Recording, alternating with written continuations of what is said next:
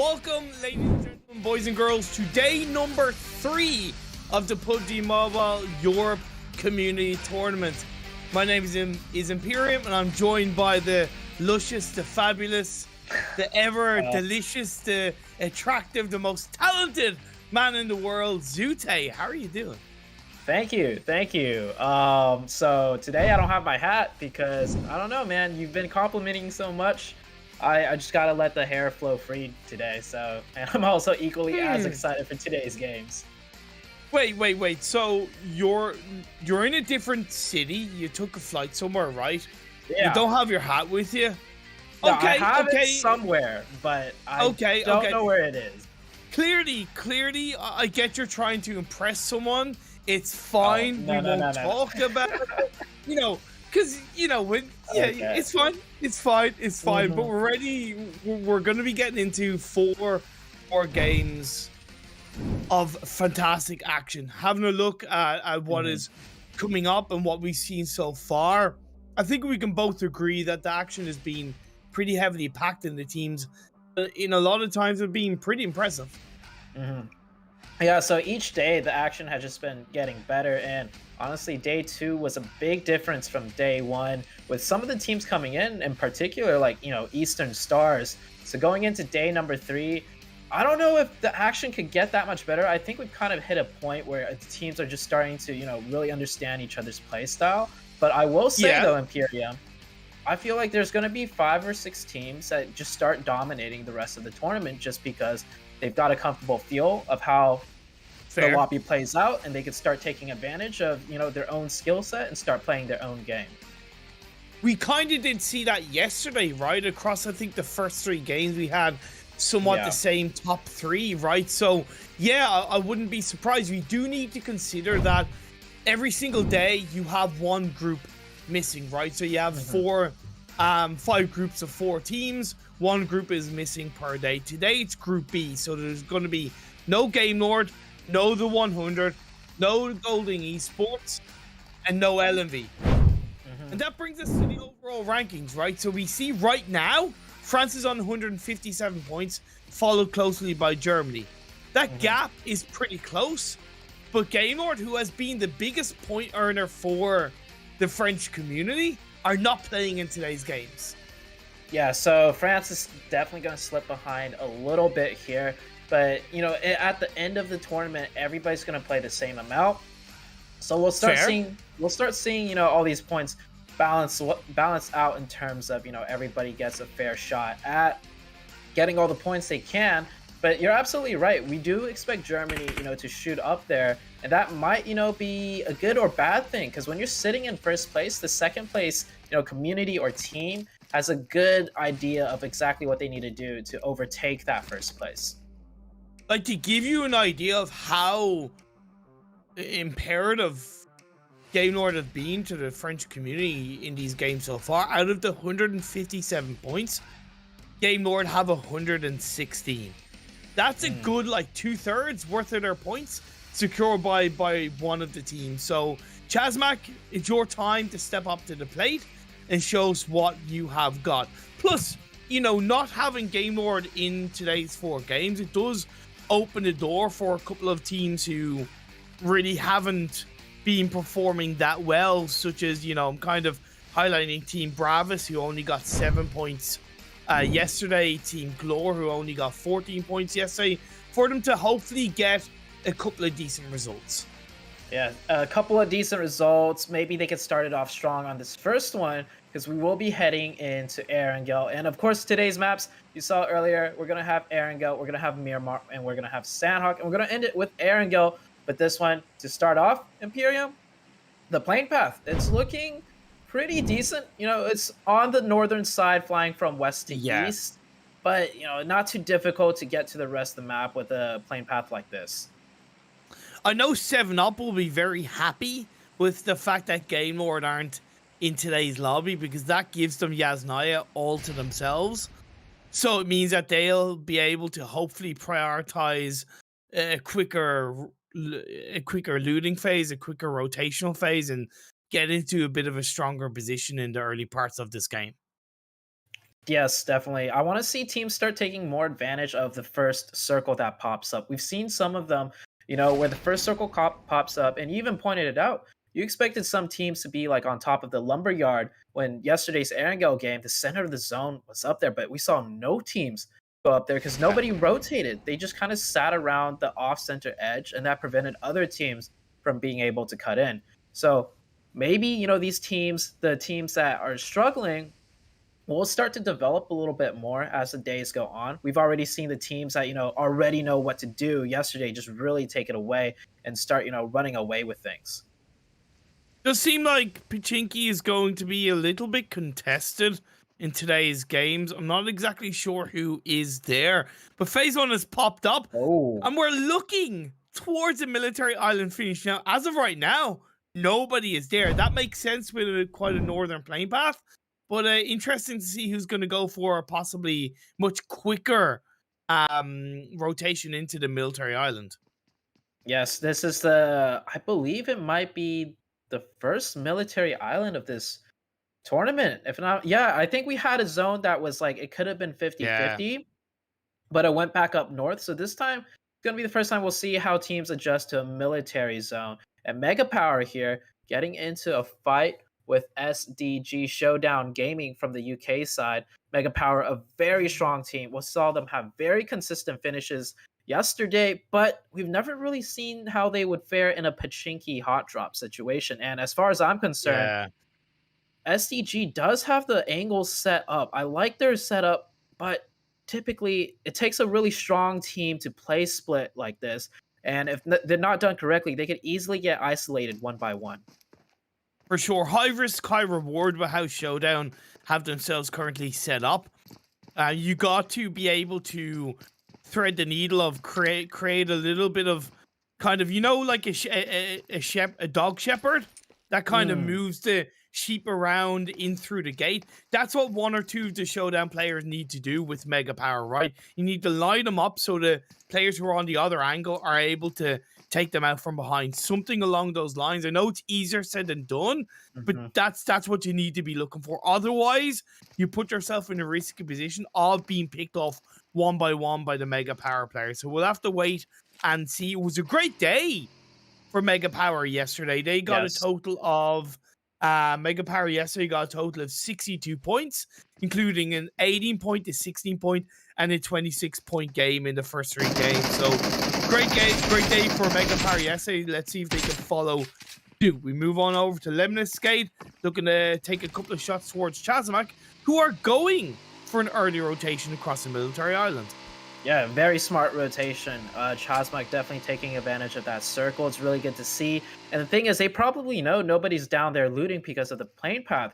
So they could even just totally forgo their original plan, their original drop spot, and just rotate and loot Military Island instead. Now, back to this fight in Pachinki.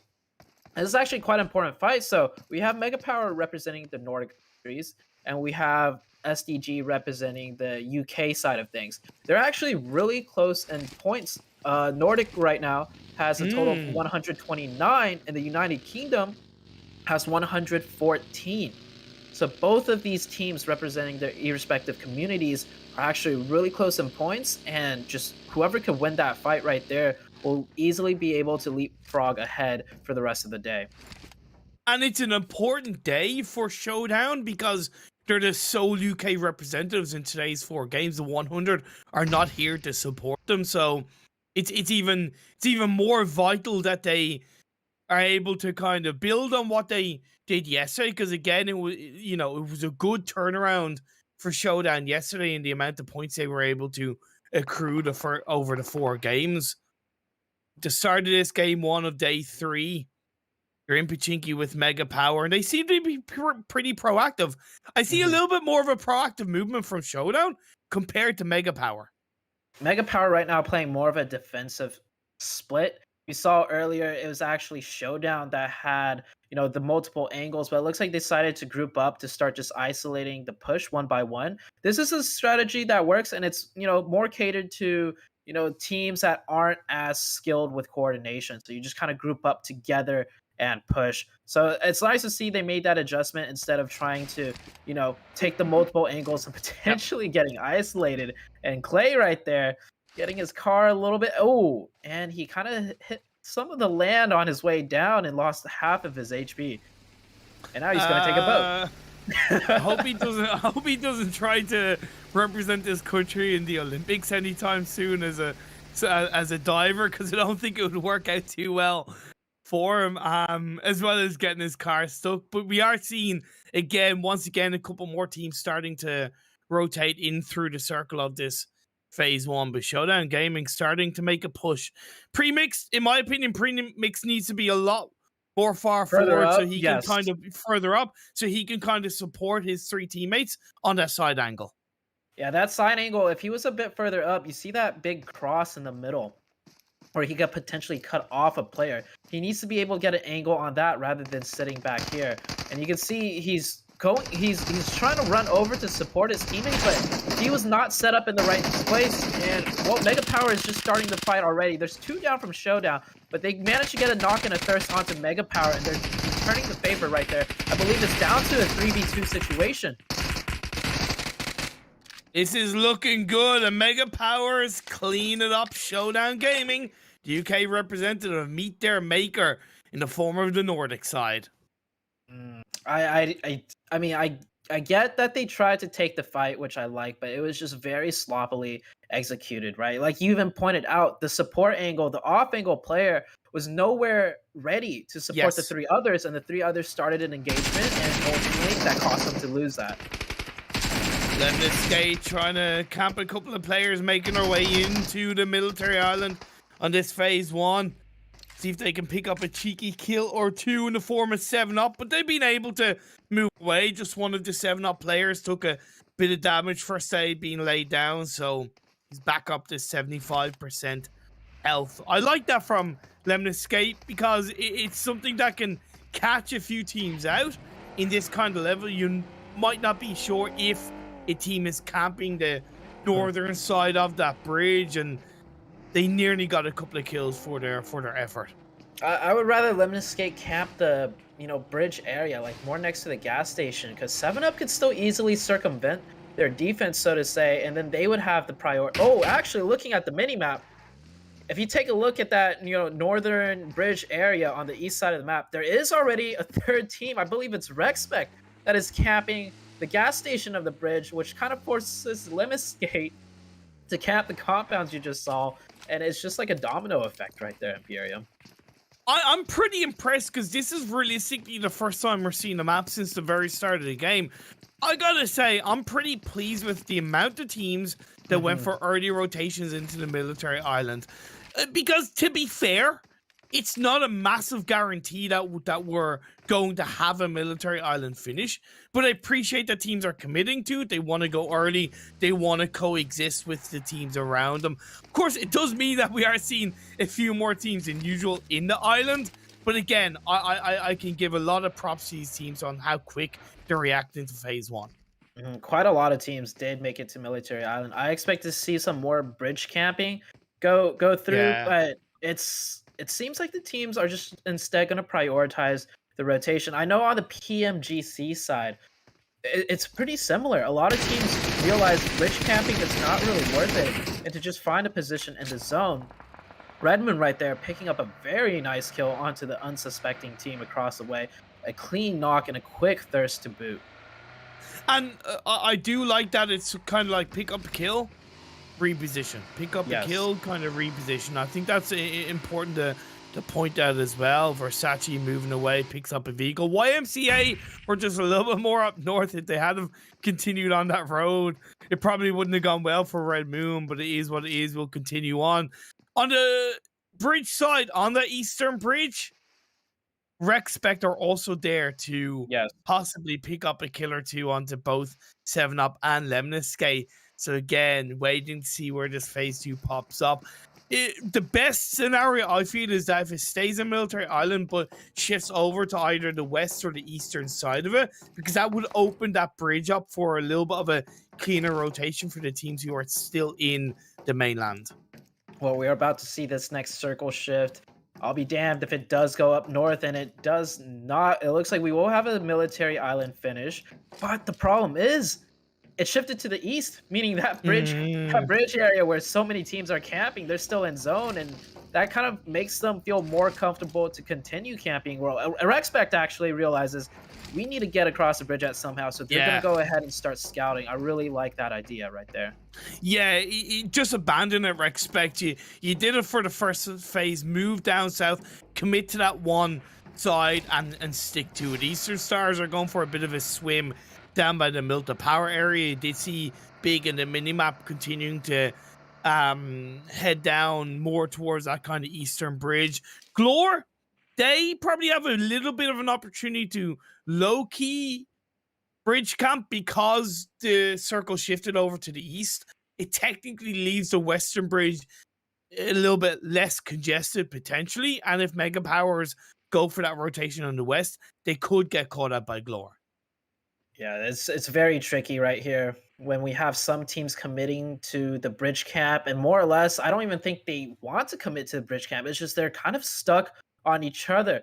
I'm curious to see if Lemniscate knows that Rexpect left and rotated or not. It seems like they're so focused on watching 7-Up that they might have not even noticed that they have a free access across the bridge, and if they didn't notice, 7-Up might just take advantage of it and rotate themselves and then get ahead of Lemniscape for that rotation. But that's what frustrates me, right? Because you have an idea around potentially, you know, catching a team out. You don't catch that team out. You got to understand when is the time to stop what you're doing and think about the next couple of minutes, and when it's right to stay where you are. In my opinion, Lemniscate have massively overstayed their position, and they should have moved in as soon as that circle shifted on phase 2. And they might end up feeling the brunt of the teams down on the south side, possibly Big, just because they haven't moved and they stayed where they are. Yeah, Big might be thinking, look, we're rotating extremely late. Teams probably have stopped bridge camping right now, but we still have the same two teams right there. Just had a dead still standoff. Neither team really accomplishing anything, if I'm going to be brutally honest. Eastern Stars, on the other end, they did lose a player. We didn't quite see what happened there. Did YMCA get that kill or not? I don't think YMCA is aware that Eastern Stars is here. I don't think it was at the hands of YMCA. It's a good question. Either way, let's see what they can do. Bazzi, Doran, Kapahala, the Warlord himself.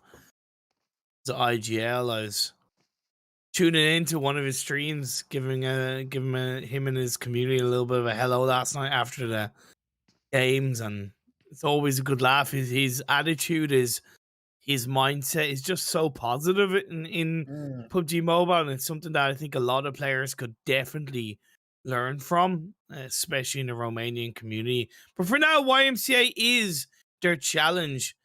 They're biding their time. They're being patient. I kind of appreciate that. Yeah, Eastern Stars with 3 players and only 1 buggy. I think they want to kind of take this fight to secure not just the kills, but the enemy's cars, because they're on the military island with not much maneuverability, right? And we see YMCA kind of looking their way. I feel like YMCA is aware, but they're having trouble figuring out how to exactly approach this fight. Or they might just be rotating around. Okay, so yeah, they're just holding us. They keep looking to the shore side, which makes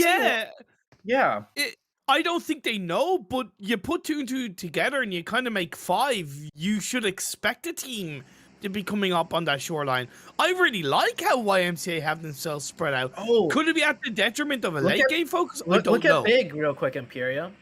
Oh, wow. Yeah, see, they just circumvented both 7-Up and Lemniscate, because they were neither team was watching the rotation when Rexpect left, and now Big just kind of takes over it for free. And I think this is a big blunder for both 7-Up and Lemniscate. Yes and no, but I don't like where Big are. I hate that position on the bridge, because Rexpect were there, and I suggested Rexpect should move, and they did. Now, as it happens, one of the Rexpect players has been knocked, but I really don't like where Big have themselves positioned. Obviously, we'll see where phase 3 goes. It's how proactive they're going to be. If they're proactive and they're able to pick up a kill or 2, it might work out. Here's the question though: would you rather be big or 7-Up or Lemniscate between those three teams? Like that's my point, Imperium. Lemniscate or 7-Up can be in Big's positions, which is much better. But neither team was paying any attention, and now okay with that circle shift.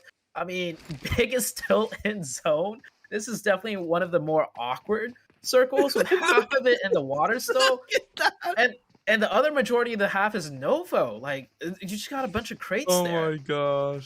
Oh my god. This is crazy. Radio tower that's been held down by Chazmac for the last like 10-12 minutes is going to be pretty good for them to possibly pick up a killer dude, because they have a lot of oversight on that kind of south western hill. That is quite a good hill, but when it's really being covered by radio tower, it takes it away. But Eastern Stars have found the opening knock onto one of the YMCA players, looking for another one onto Larix. However, Larix will be able to move away. Doran right there does manage to get that knock and steal a buggy. So Eastern Stars playing so patient. They finally secure the kill and another car, so they're able to rotate to the next zone. But that next zone is definitely quite an awkward shift. I don't think any of the teams are really prepared for that in terms of, you know, repeated practice in a zone shift like that. So it'll be interesting to see how Eastern Stars decide to play this along with so many other teams. In Respect, they had a massive split in the center of zone. I want to see which, you know, building or which compound they prioritize. Yeah, definitely. I agree with that. For Eastern Stars, it is tricky, but they're not too far away from the edge of the circle, so they can wait it out a little bit. They can kind of challenge Red Moon, who are the closest to them. Glor, what are you doing? Like, why is he there on his own? Like, honestly, in a zone like this, it's so tricky because you're not familiar with the pathing. And you see Glor definitely not familiar with the pathing of this area of the map, of how to, you know, navigate and go past. Seems like we don't see teams rotating around here much, right, Imperium? So it's true, but that's why you should rotate it as a team, because at least overall, in my opinion, not only allows you to react stronger as a team, but it also means that you're less likely to actually get knocked out of a vehicle, because when you're all four driving together, there's less of a focus on one individual vehicle, whereas we've seen 3 individual Glor players being taken out just because they're on their own, right? Yeah. So as much as I get what you're saying, and maybe I'm being too harsh, that's basic. To me, that's common sense. That's really common sense. You don't rotate 18.5 minutes into the game individually like that. Whether or not you know the path lines, you just don't do it. That's true. That's a very solid point. Rotate together and you might lose 1, maybe 2 at most, but the other 2 players can go through. And we saw Glor actually get knocked to 3 different teams. They took 3 different routings. 3 different options, and all 3 options were met with a completely entirely different team. So my heart does kind of go out for Glor. They must be so confused. Like, just like, we tried option A, there's a team there. We try option B, there's a team there. We try option C, there's another team there. So, I mean, Glor definitely not having a good time in this zone. But Big, losing 1 player, they did decide to rotate over. And we see a fight between Mega Power fighting on the edge of that southern military island side, and Mazzaro using that bridge very nicely to his advantage. Yeah, as much as I wasn't a fan of where Big were positioned on that northern side of the circle around that bridge, the fact that they prioritized down on the military island based on the previous circle shifting is nice, and they're clearly working it in their favor. Lemniscate, though, they need to move in, as do 7-Up. 7-Up has started to make a move. Shesh looking out from the roof side, along with the rest of his teammates, as Hader stays on this side of the road. Not really in a position to take the shots onto the players. As 7-Up, you have to move up onto the roadside. There you go. Bish, bash, bosh. Will 7-Up keep on going? Yes, they will. Let's see how far they get to the bridge. Who will be waiting for them across the way? Well, it's only Big. Yeah, Big will be waiting for them, but now 7-Up is also cutting ahead of Lemniscate. Lemniscate, I don't think this is going to end well for them, as they have multiple teams across the bridge already, and that's all due to the fact that they were not proactive. They could have left so much earlier when Respect left like 3 circles ago, but Mazzaro Wow, look at those shots right there. That's at least like 200 meters and a knock and a thirst as well. Absolutely fantastic. Big brain position by Mazzaro, the Albanian. My playing for big, picks up another knock on the La Familia. They don't even know where those shots are coming from. They're like, who is shooting at us? Where is it coming from? Probably not. And Mazzaro's really feeling it. And he's actually calling out to the rest of his team. Yes. Where he got that knock to secure the push and secure the kill. And look at the covering fire right there. Oh my god. Big, such a good team when it comes to aggression and teamwork right there. And that's another knock. That's another secured kill. And they have a nice control of the zone. This is insane. Absolutely insane. One by one, Mazzaro's just picked off the players from La Familia, leaves Clay all on his lonesome on the western side of the circle. Mega Power done a good job of pushing back the likes of Uncold as they try and play into the edge of circle. Lemnis Skate don't know what they're doing. Let's be straight up honest. Their play has been very reactive rather than proactive, and they paid the price for it. Simple as that. Like, even 7-Up were the first to move out of those two teams, right? And then Lemnis Skate suddenly just start to move again. Just reactive. Yeah, it's just stuck in the blue with one player now trying to swim across. Like, this is why I was criticizing so much. Every opportunity that they had to put themselves in a better position, they were not paying attention. And now they're really taking the brunt of the damage, and they're going to go out to the blue zone. 7-Up also just stuck in the blue, but maybe they have a better chance. At least they have 4 players up, and the circle shifted down south up to that radio tower. Chasmok Gaming, the very first team that we saw rotate across the bridge, being heavily rewarded right now, maintaining that radio tower, and it is still in the zone towards the lake.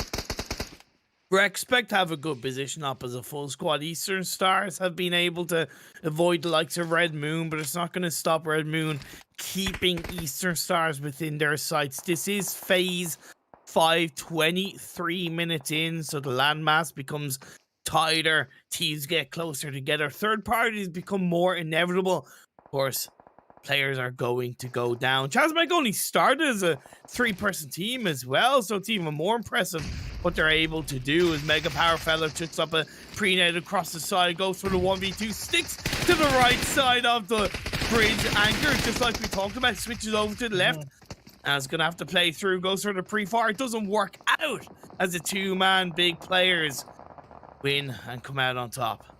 Chasmok on top of the radio tower hill, just taking shots at everybody. You would think it's easier to secure kills up here, but it's not that easy. When teams are hundreds of meters away, it can be quite difficult to secure the knock and the thirst. But Red Moon, definitely not aware of how exposed they are down there. Chasmok's going to pick up some nice kills here, probably, and finish it off with potentially a grenade. And you see it right there, throwing that grenade down. That line, such an easy throw. I don't expect anything but there we go. So Touchdown. good. So good from Pocus. And you're dead right. I think, of course, it's benefited them with the fact that the radio tower is on the edge of the circle, so teams are going to be going around it rather than trying to go through it or up to it, if that makes sense. But it's important that Chasmok are proactive, because coming into phase 6, if the circle shifts up north, they have to go down that hill into the open area where the teams on the northern side could pick them apart. So Chasmok doing what they're doing now could be a big part of why they might even win the game, never mind get a high amount of points. But now down they go, 7-Up make it across the way. REXPECT are waiting in the wings.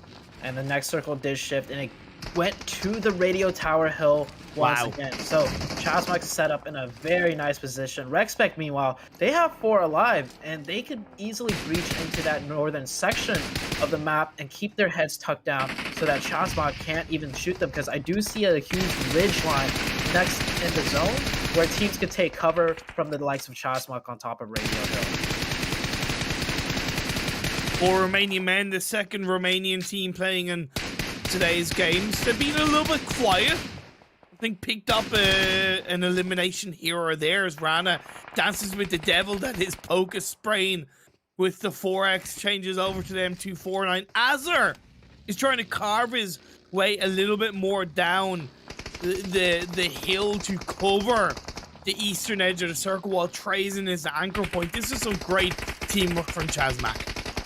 Yeah, Chazbak, I like how they're using their, not just their position, but their teammates, using the splits to put pressure in multiple directions while securing a part of the zone. 4 Romanian men also kind of sneak their way into that zone near the top of the mountain, but not entirely at the top. And here's Rex just absolutely dominating right now with the 4-man squad.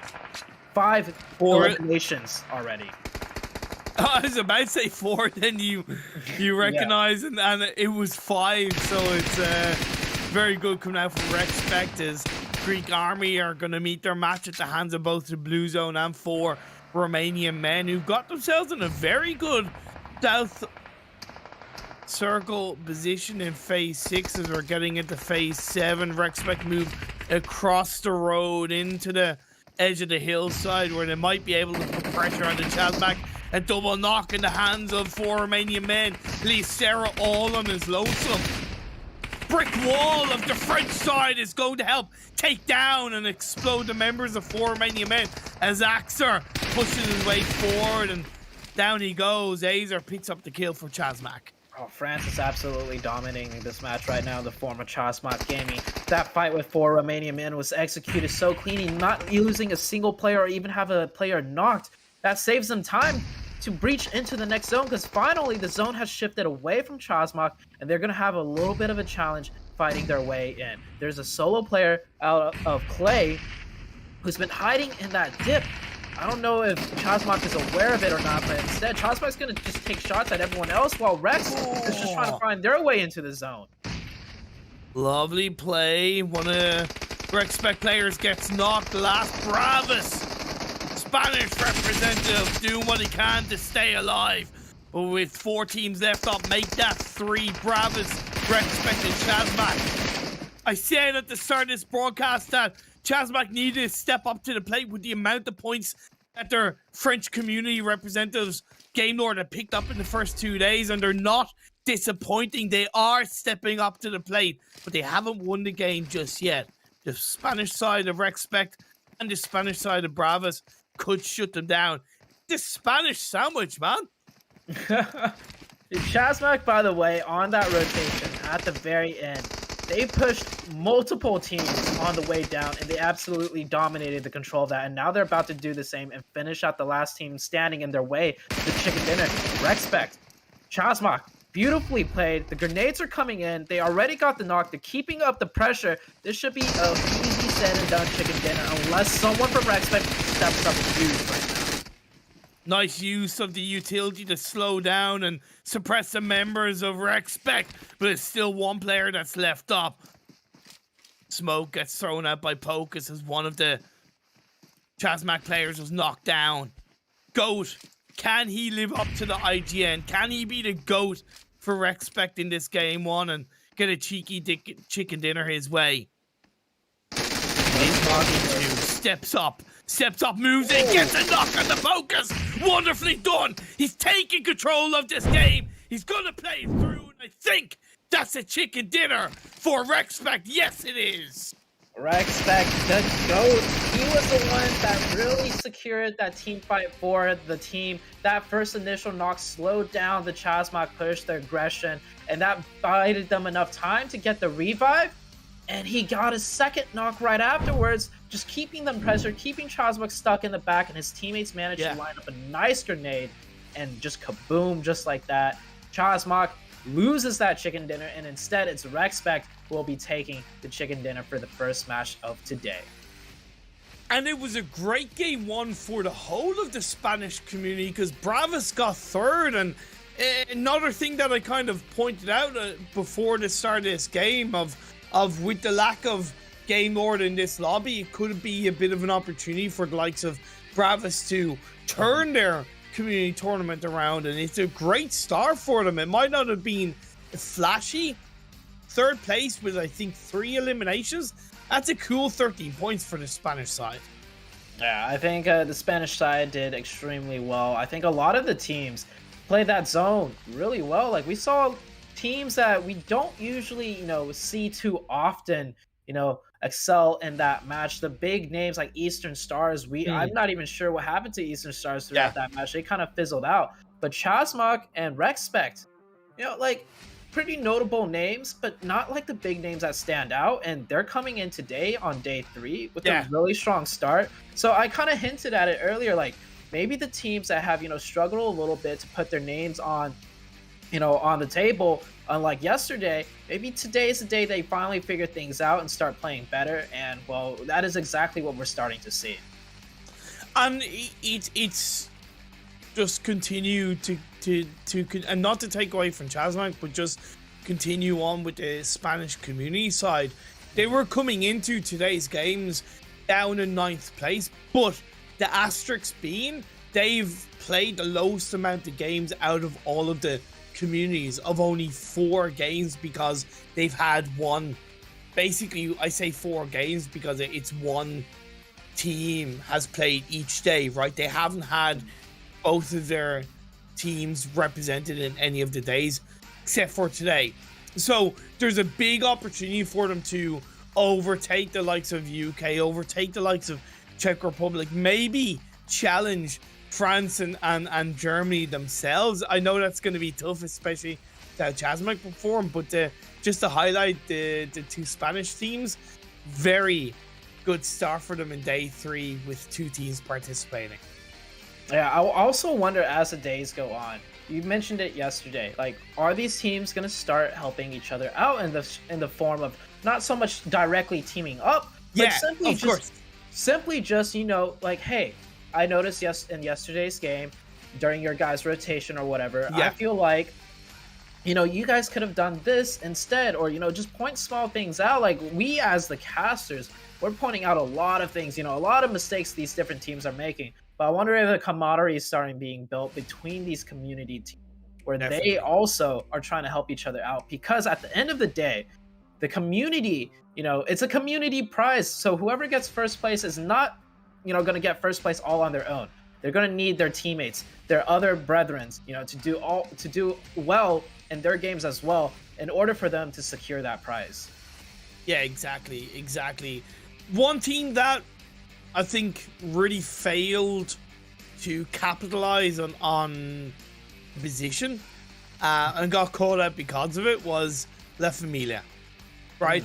They did move into Military Island fairly early, but they didn't watch their backs, right? You got to think maybe, and it's not the fact that they needed to bridge camp per se, but they gave way too much room and way too much freedom for the likes of Big to move into the into the Military Island from that eastern bridge, right? And yeah, okay, the way a couple of their players got taken out is kind of unusual, but at the end of the day, if you give a team like Big an inch, they're going to take a mile, and that probably shouldn't have been the case for La Familia. They should have covered that a little bit more heavily. Yeah, La Familia, it's that position, Mazzara, right? Like, it's not like a super rare position. We've seen it being played all the time, but sometimes in the heat of things, teams might forget, look at the very top of the bridge. And, well, you guys could definitely take a look at the highlights that are about to come up here from that match number 1. It's just absolutely beautiful stuff throughout the entirety of the game. Yeah, for sure. The highlights will kind of speak for themselves. Let's go to a bit of a break, show the highlights, and when we come back, we'll have the match rankings, and we'll get ready to go into game number 2.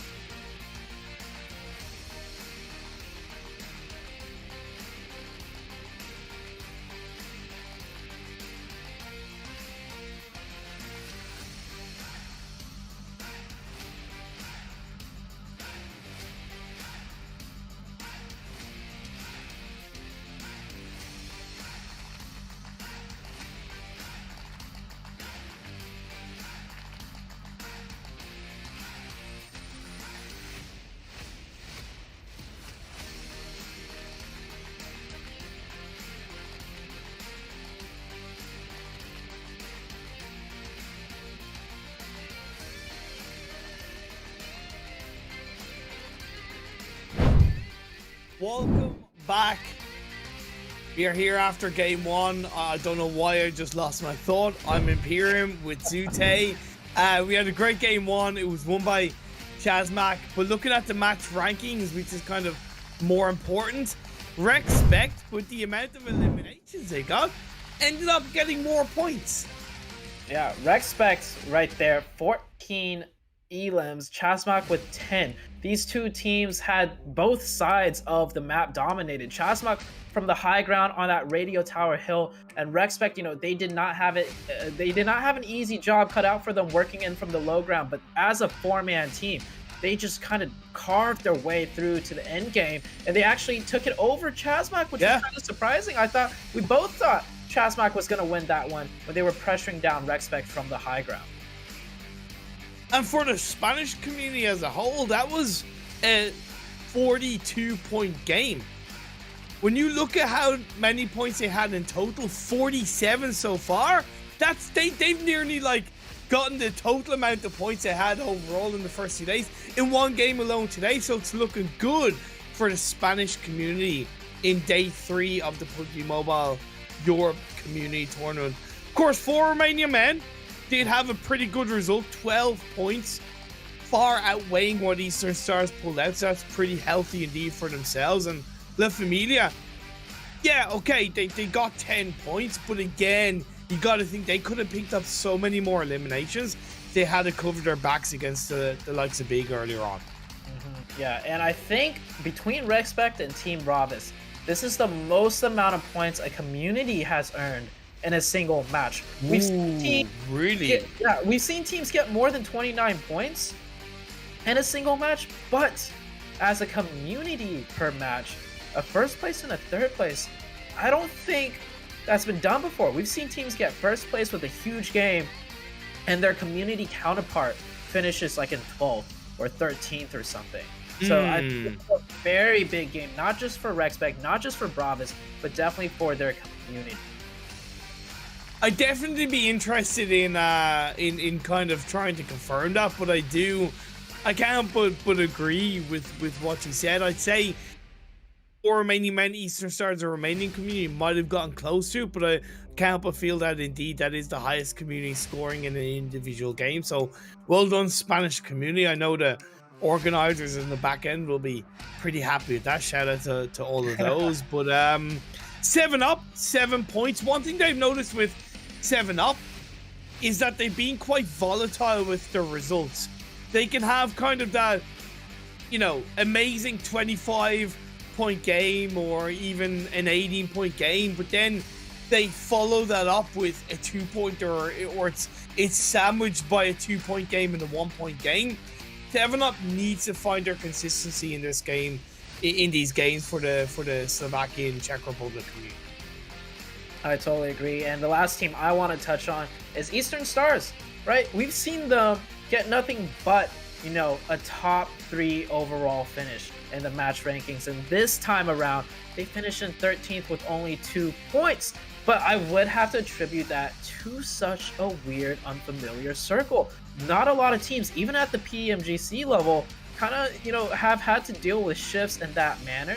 And that might be why we see some of the more unknown teams coming into, you know, the mix and doing really well for them. So is it more of luck that they, you know, got those top place finishes? Yeah. Because, you know, they got circle blessed in weird shifts? That's a good question, and I think we'll obviously find that out a little bit more throughout today's games. Obviously, you have the variable of different maps, but I still think that pattern hopefully will show up to give us a bit of a bigger indication per se. And we're going to be moving on to Miramar for game number 2. Anything based on what you've seen in the first 2 Miramar games? What are you expecting in this Miramar map? As far as Miramar goes, we've only seen it twice so far, right? And so what I have noticed is that these teams are struggling to kind of do their rotations on Miramar. Now, of course, that's a given since Miramar is one of the more difficult maps to rotate. But given the overall skill level of the lobby, we've seen more fights happen earlier on than usual, than what we're accustomed to seeing, like at the PMPL level, so to say. That's fair. I can't help but agree. It's definitely possible in terms of what we're going to, what we seen like in the first game when I complimented more teams going down to Military Island. It's possible that teams are able to rotate. It's just they're not really pulling it off in Miramar. But the playing path, you can't argue with that. Yeah, playing path, super crucial on a map like Miramar. This gives a nice even split right down the map for all the teams to drop to wherever it is they might want to rotate or, loot at. But the question is that very first circle. Yesterday we saw a circle hard down in the southwest, and we saw teams end up taking fights far, far northeast because both of these teams are using that road to navigate Miramar, and you easily start running into opposition and other teams that aren't even trying to camp, each other out. They're just both using the road to navigate Miramar, and just no one's super friendly and want to share the road. And if they can take shots, they'll take shots, and it leads to fights in the blue zone, super deep away from the circle. For sure. Once again, we do see teams fighting in Picado, Showdown, and Mega Power. We're seeing a bit of a pattern, right? It happened in Erangel, in Pachinki. It's happening now in Miramar, in Picado. First game, it was won by Mega Power. Can Showdown get their revenge? Showdown right now in a much scrappier hot drop fight. AU with the M249. That's a really good one right there, especially in 1v2 situation. You want the extra bullets.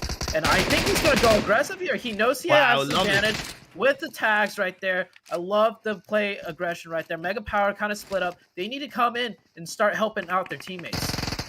Yeah, I don't know why the players from Mega Powers are so heavily dispersed to allow Showdown to just use their body advantage and come out on top. So far, so good. Premix is in a little bit of a spot of bother. Lodge is still looting up. What are you doing? Your teammates have been taken out. You should be looking to get the hell out of there as a duo. You're on either side of the map. That's not a good place to be. Yeah, I think they're just looting what they can before they start running away. Maybe they're underestimating how fast Showdown might, put on that aggression. Reet here, no helmet. He does have some weapons to his name. He's looking for like somewhat of a cross, but I think Showdown should be well aware of all of these players' positions because they saw where they dropped in as they were parachuting down. You see Showdown here, 4v1. Definitely Logis has the advantage, but Showdown has the manpower advantage, and two of their players did manage to cross over safely. I love that use of a 4-man push that way. Yeah, for sure. I do appreciate what Logis was doing, though, in terms of peeking up, shooting, but not overextending. I think he knew he was close to a knock, but he knew that if he had left it just a millisecond too late, yes, he would have gotten knocked himself.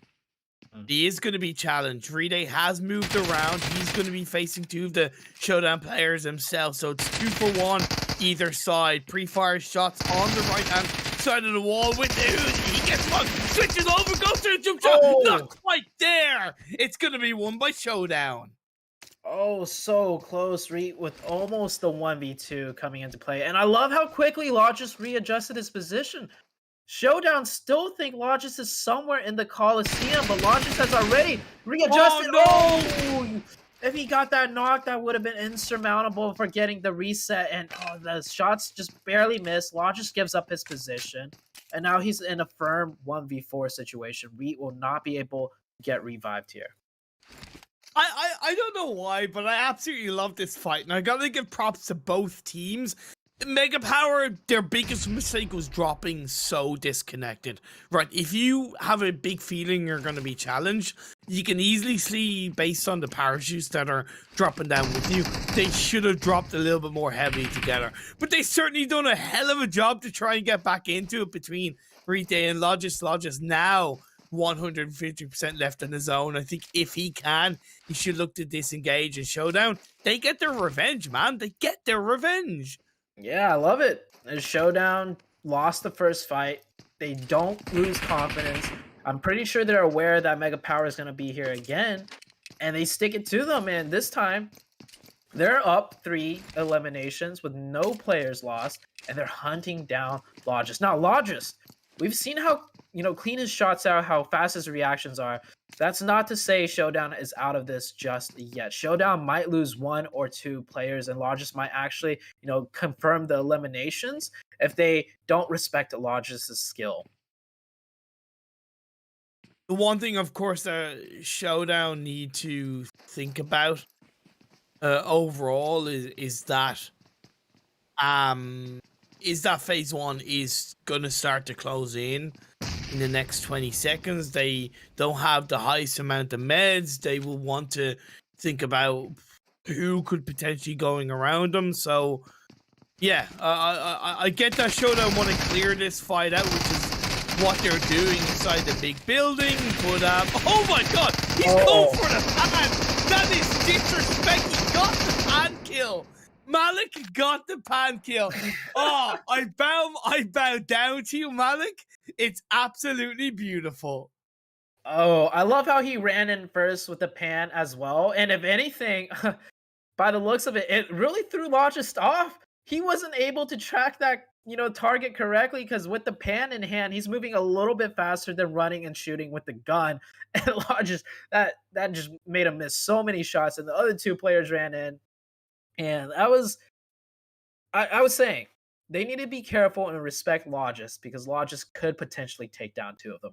They do the complete opposite and run in with a pan and just completely disrespect Logis and just humiliate him right there in that push. Brilliant. It's in-game psychology at its finest. So well done, the Showdown. But we can now have a little bit of a closer look of where these teams are. There's 2 teams in El Pozo. That's Chasmac and I think Team Galore. But we haven't seen any real interaction. Once again, Chasmac only playing this game as a 3-man team.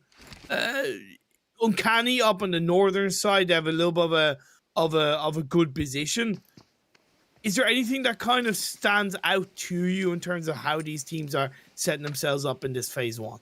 Well, as far as phase 1 goes, this is a very, very friendly Miramar circle. You can see just with the way the teams are set up, everybody for once is in like more of a central position, more or less. They're playing in comfortable, high ground positions. Unlike yesterday's games where, we got teams just way out in the blue, just fighting each other, trying to get into the zone. So this Miramar game is going to be one of the easiest ones we see yet.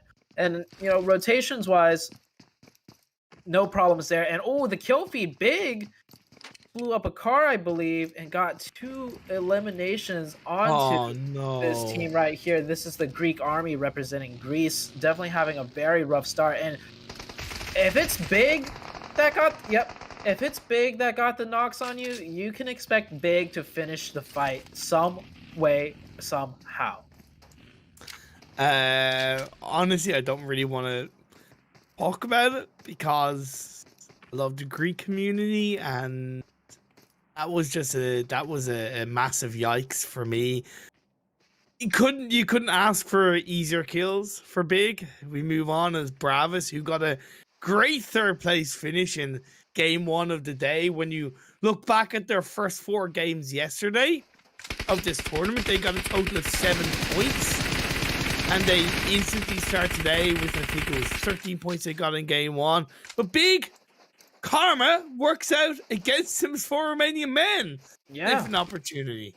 Getting a taste of their own medicine, so to say, playing super aggressive, wiping out a team, and now another team is on their backs looking to do the same. Now, for Romanian men, I would venture to say this is also a very aggressive team, but are they as aggressive as Big? I want to see them push Big in and try and finish, take out the bullies of the games, pretty much, because Big is definitely the bullies of all of the lobbies. Any fight they see, they take and they try and finish it. And please don't go for the revive, Beast. Please do not go for the revive. What I like about 4 Romanian men is that they kept one in the back line, providing not only information but cover fire, while Sarah and Rana have pushed forward across the side of the hill. Dexter does need to join up, which is the case for now, but I do appreciate the proactiveness coming out from the members of 4 Romanian men. Yeah, 4 Romanian men. They secure that one, but definitely not looking like Big. If it was Big, 4 Romanian men would have pushed into Big's face by now, but they're playing it slower. It's still working. They got the knock onto Goldie, which was the off-angle support player. So with that player knocked, here comes that hard push that 4 Romanian men were looking for the whole time. And with that support angle gone, Big realizes they're in a really tough position and they're going to eject right out of there. I really love, even though how Big is on the back foot, they really understand the gravity of the fight. The second their support is gone, they know they've lost and they'll just make the best of what they can by playing placement. Phase 2's popped up, it shifted over quite heavily to the west, to the point where pretty much nobody's in the center of the circle, which is that Picado Hill, so everybody's going to be clustered on the edge of this phase 2, trying to find their feet, find their place. YMCA coming in from that southwestern side. Bravas, you can see on your screens, trying to pick apart a couple of shots onto their Spanish teammates of REXPECT, but they'll try and take it if they can. REXPECT in their own little kind of heated rotational battle with the likes of Lemnis, Skate, and I think that's a couple of the members of Uncanny. Oh, take a look at the small screen on your right there. Oh, we just left it. Okay, we're back. Big actually is trying to maybe revive Goldie because Goldie was just left out to bleed for so long. Yeah, there's no way, but I really respect the fact that they, ventured back to just see maybe the 4 Romanian men forgot about that knock onto, Goldie, and maybe, 4 Romanian men rotated into the zone and they could have maybe gotten that revive. So I can't hate on Big for making an effort, right? One thing that I always say at the competitive level is I love seeing teams try and venture and see if something's possible, and if not, then that's fine. You just turn around and reset. But if you don't take the opportunity to test something out, to see if something could work, you'll never know if it'll work or not. Travis continued to put a little bit of pressure onto the members of REXPECT. An initial knock secured, and that's going to be confirmed by Louis. Hey, look, good start. They take down the GOAT of game 1 that won the game for REXPECT.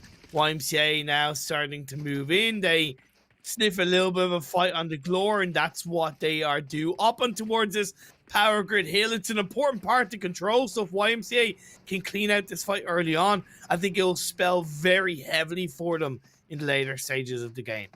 This is definitely one of the more difficult pushes too, and sometimes we just see two teams just coexist here, but they are taking the shots. They're looking for another opening.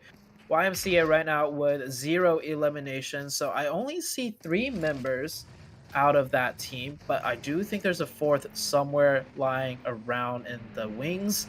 YMCA trying to find some more angles. They took some shots, and I think they realized, like, hey, I don't think we can breach this. Let's readjust and find another position in the circle. So I love that play right there. YMCA being very proactive. It's the kind of thing of not being narrow-minded, not getting tunnel visioned, and it's good because it's still only phase kind of 2, right? And if you stay there for too long, teams can be rotating around / into you, and they could end up getting called out. So good stuff from YMCA, and as it happens, there is a team that is looking to get close to them. That's Showdown Gaming, moving up from Picado. Yeah, Showdown Gaming. Very curious that they're there. I'm wondering if they You don't like it? No. Like, where are their cars? Where are the vehicles at? Why are there just 2 players down there of all places? Like, you would expect Showdown to just be taking the compounds itself. But with that being said, it looks like they're setting up a trap on the compound, waiting for a team to come here just so they can maybe pick up a few limbs and take this position for themselves. Yeah, YMCA has no clue that Showdown is here. 7 Up, you can see in the distance as well.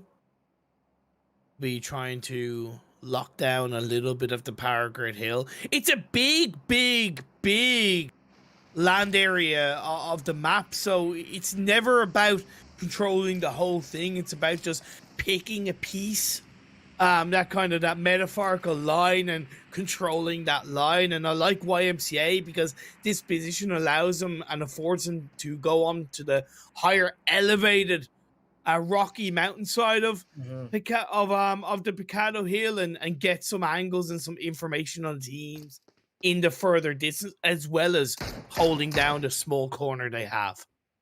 I want to see Showdown do a 200 IQ move.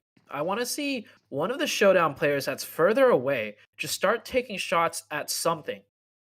Okay. Get the Curious of YMCA curious, and they'll overstep just enough to peek their heads out to see, what's going on, because they have no idea that Showdown is that close. Maybe they do now, because I see the HP of one player a little bit lower. And now YMCA is aware, though. Now they won't peek their heads out and be too haphazard about it. So, I mean, Imperium, you can imagine it yourself. Showdown player from further south just start shooting away. YMCA is like, oh, maybe this is third-party attempt. They peek their heads out a little bit too far, and boom, Showdown player right in their face, get a free knock. But enough of that. We have a hard shift all the way up to the north, up to the zone area of San Martin and Hacienda Patron. The carpet's being pulled underneath the legs of all of these teams that moved on to Power Grid Hillside. And I feel for them, right? Because I wouldn't have expected such a northern shift this early on in the game, but it's going to benefit Lemniscate, who probably have the best compound in this circle. It's on that hillside overlooking San Martin. It's a good spread. It's hard to breach. This is very possibly going to be a Greek win. Ooh, you're calling it that early? I kind of am. Yeah, I kind of am. Just because, outside of a massive hard shift again in Phase 4, if Lemniscate play it right, they've won this game. Okay. I get what you're saying. If this was like maybe the PMGC level, and we have a PMGC team in Lemniscate's position, I would feel more comfortable with saying like, yes, they could absolutely close this game. Really?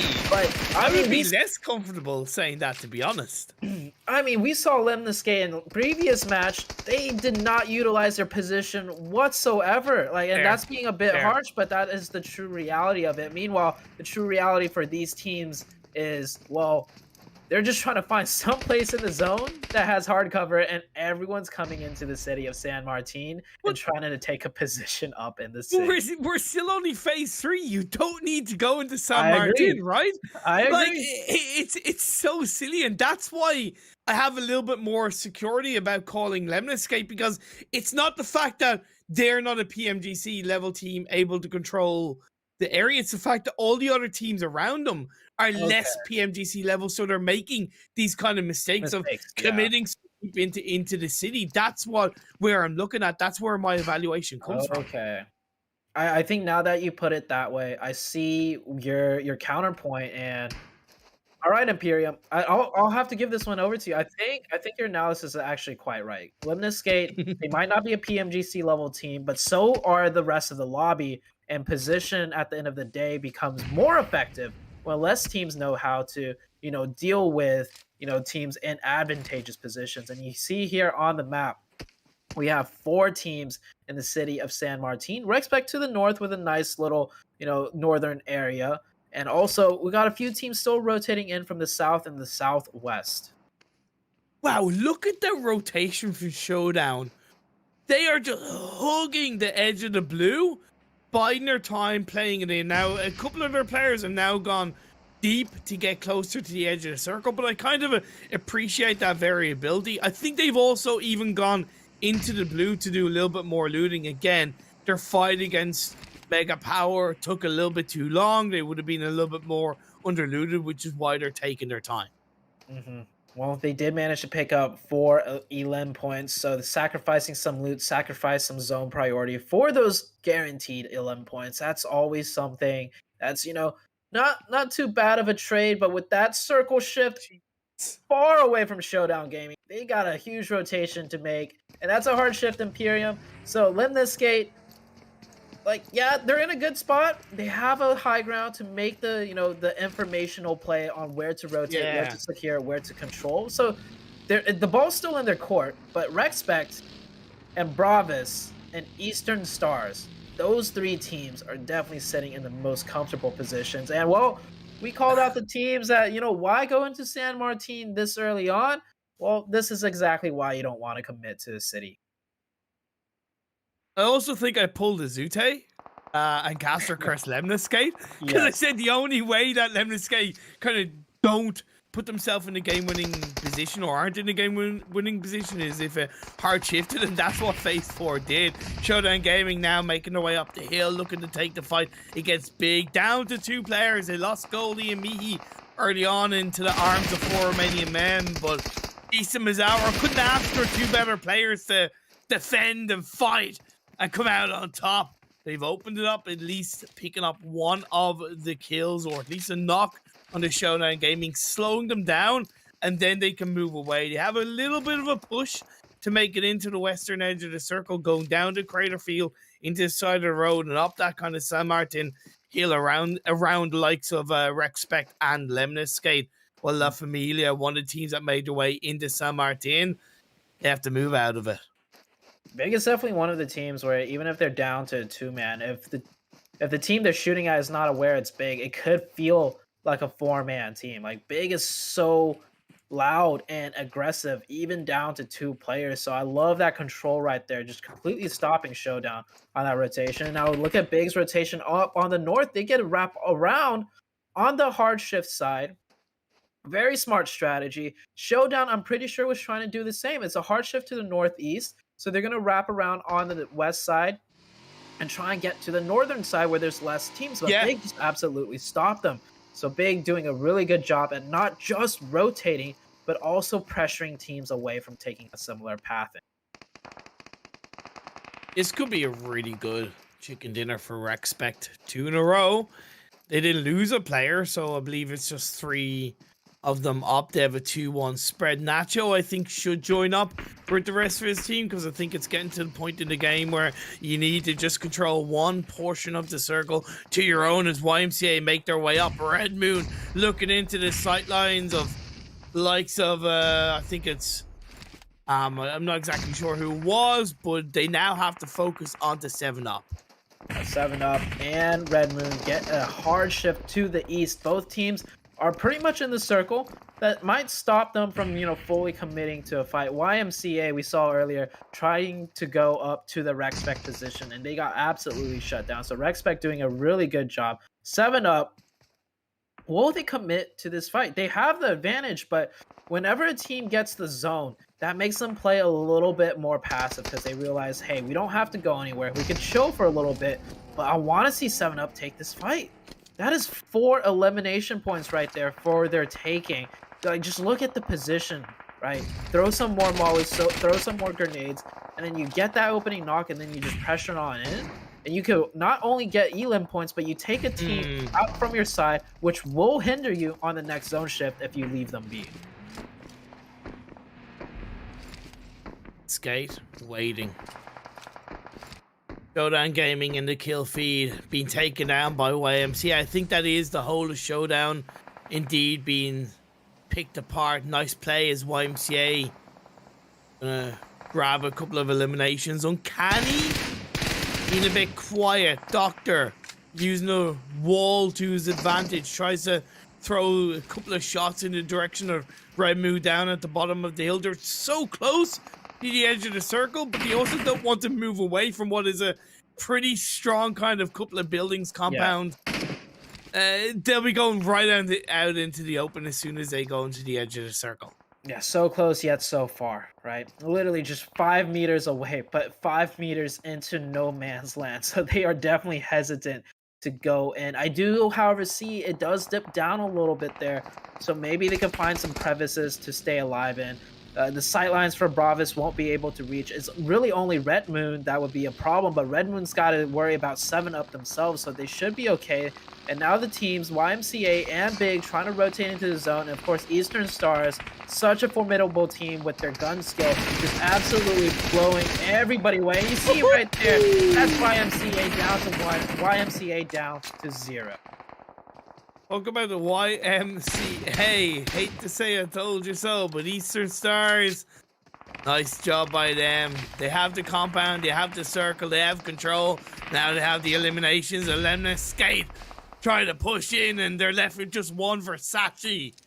The solo player maybe can get the revive on the Shesh, but I can't see that happening. Especially because Bravos, the second Spanish representative, throws a nade and picks it up. Nicely done by Bravos. Beautiful grenade, and we're back onto 7-up. So it does look like they decided to finish out that team that was underneath them. That's very good to see. Now they don't have to worry about that team anymore. The only team they got to worry about is the Eastern Stars. Eastern Stars with the zone. Once again, we saw them struggle last game on that air and go with the wild shifts. This time around, the wild shifts definitely favoring Eastern Stars, really blessing them with a lot of these circles. They're up to 5 elims already with 4 players up. I would have to say Eastern Stars is looking very good to take this game. It's kind of between them and Bravos, really. Yeah, okay, 7-up can do a little something from the eastern edge because I think it's a tiny bit of low ground that they're able to use, and they have multiple vehicles. But I really only see this battle coming down to Eastern Stars and the members of Bravos, as uncanny the last player loses his life. Sound is knocked. Eastern Stars are able to find 7-up in towards it. This is Storm with the UMP. Takes a little bit of damage himself as the blue zone starts to engulf. Gets closer to the edge of phase 6. We're down to 3 teams. All 3 teams with 4 members alive. It's a 4v4v4. Bravos gets that zone shift. They get the advantage there. Eastern Stars and 7-up, they both have to push into the zone at the same time, which might actually just work out for them because both teams could potentially pressure Bravos. So Bravos's strong position is now contended by not just 4 players, but 8 players. We'll have to see how Eastern Star decides to do this, though. Eastern Stars could decide to take the easier fight with 7-up, forcing them to counter-react and pretty much giving the win to Bravos, or Eastern Stars could sweep around the eastern side and both 7-up and Eastern Stars could fight Bravos together. Let's take a look and see which way it'll go. It looks like Eastern Stars going to work towards the left side. They're going to work towards the 7-up side. I think they should kind of be working towards both sides. Suppress 7-up on one side, shift over towards the left. The one thing that Eastern Stars has against them is they have 0 vehicles. So they're all on foot. Those smoke plays are going to be so important. The one thing they have to their advantage is that Bravos has no real elevation, right? Because it's all flat, there's no extra level of elevation to massively shoot down the Eastern Stars. I would argue Bravos maybe aren't being as proactive as they should be. Maybe that spread is a little bit too thin where they can't focus on 7-up as much. One vehicle has been picked up by Eastern Stars. They make it in. Morphe is knocked down. Bazzi makes it full in to the edge of the circle. Has to anchor himself down as Bravos suffers another knock. Bazzi definitely intended to use that vehicle to set up a wall, but he overshot that bus, and with that bus's position, it is not good to use for cover, but the shots are even better. So this is exactly what I was saying, like both teams working down the Bravos side, so now Bravos is super hurt. Now it's the Eastern Stars and 7-up looking like in a better position. 7-up though down to 2 members with 2 players up. Eastern Stars with only 1 player knocked right now, and he's already getting revived. Oh, not yet. But the Eastern Stars, they don't need that revive. They're taking shots everywhere and just cutting down the enemy opposition on both fronts. 7-up are down. Bravos with just 2. Spyro does pull off the revive, but in that time, in those 8-7 seconds that it takes to pull off a revive, Eastern Stars have the spread. They have the guns. They have the talent. They have the ability. They have the experience to finish this game out. Lovely couple of nades by Bravos. Louis does connect on the Bazzi. Credit where it's due. but they need to do something with this. It's still 2v3. Just go for it, Bravos. Either way, it's been a beautifully consistent couple of games for the Spanish side. Off the back of a third place, going to finish in second. 5 eliminations. Can they close it out and turn it around? A couple of shots by Capahala in through the smokes. Louis, Spyro, down they go. Eastern Stars, Biddy Ba with the chicken dinner. Eastern Stars drop one game, and just like that, they bring it back with not just only a good game, but they bring it back with a chicken. Plus, they had a total of, I believe, 11 eliminations. Eastern Stars really showing how, how to get it done. I will say they got very heavily circle blessed, but you did see in that ending zone, it was not an easy one to navigate. They had to fight 2 teams at once, but they employed the smoke cover. They employed the cover of their teammates. We saw Bazzi move up with the bus. He managed to find a spot, and the shots were so crisp and clean. They did not waste a single bullet. Every opportunity they had to knock a player, they essentially took, and it connected.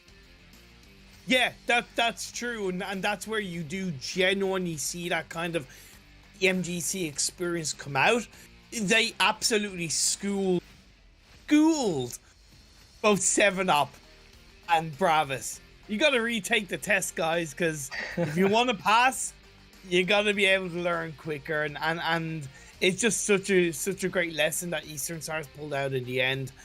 Because I do appreciate that 7UP were a little bit more kind of proactive on their side, and they knew that they had a certain path they wanted to take. I don't think they maybe realized or they were hoping that Eastern Stars wouldn't have been as proactive as they were, so they could take that solo fight against Bravos.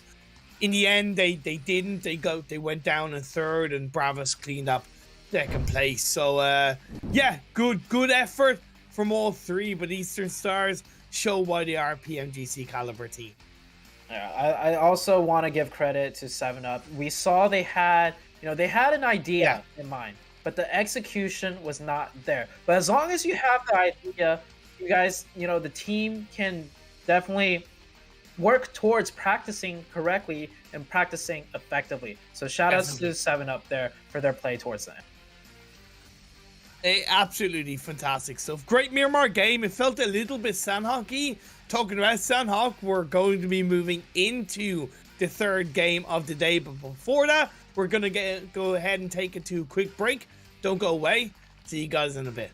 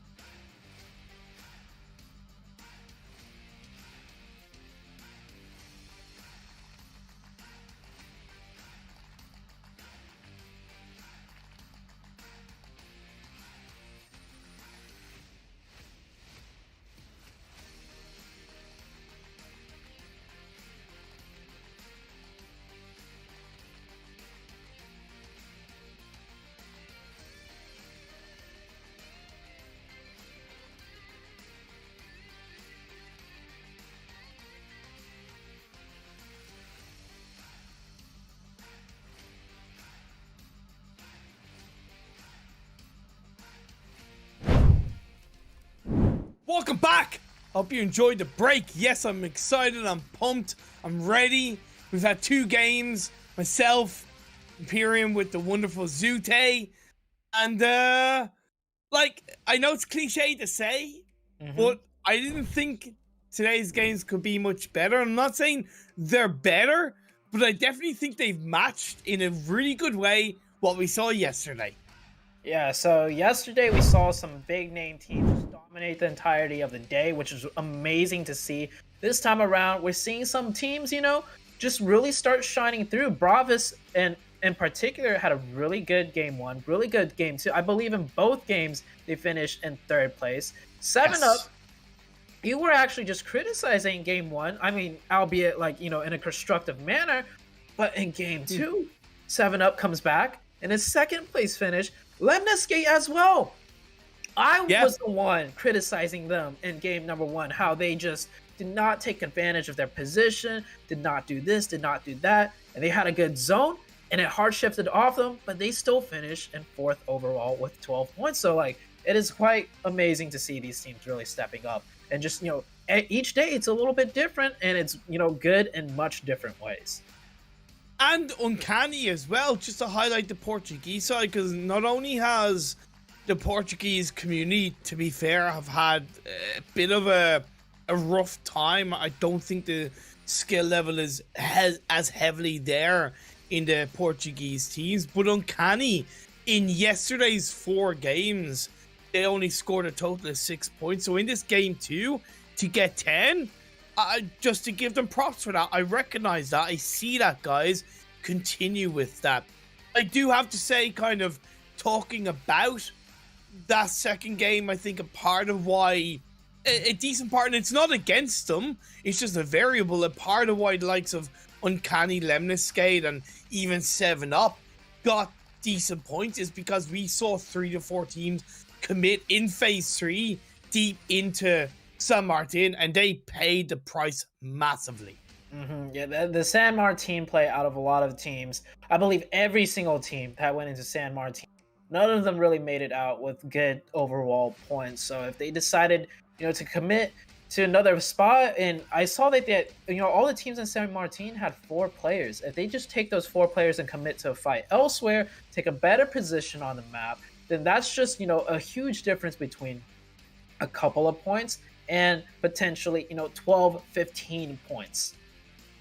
Yeah, for sure. And Respect, unfortunately, only getting 3 points in this game 4. Romania Men only getting 3 points, but Chasmac only getting 1 as well. So a little bit of kind of unfortunate inconsistency for a couple of teams in this game number 2. Once again, we're going into Sunhawk.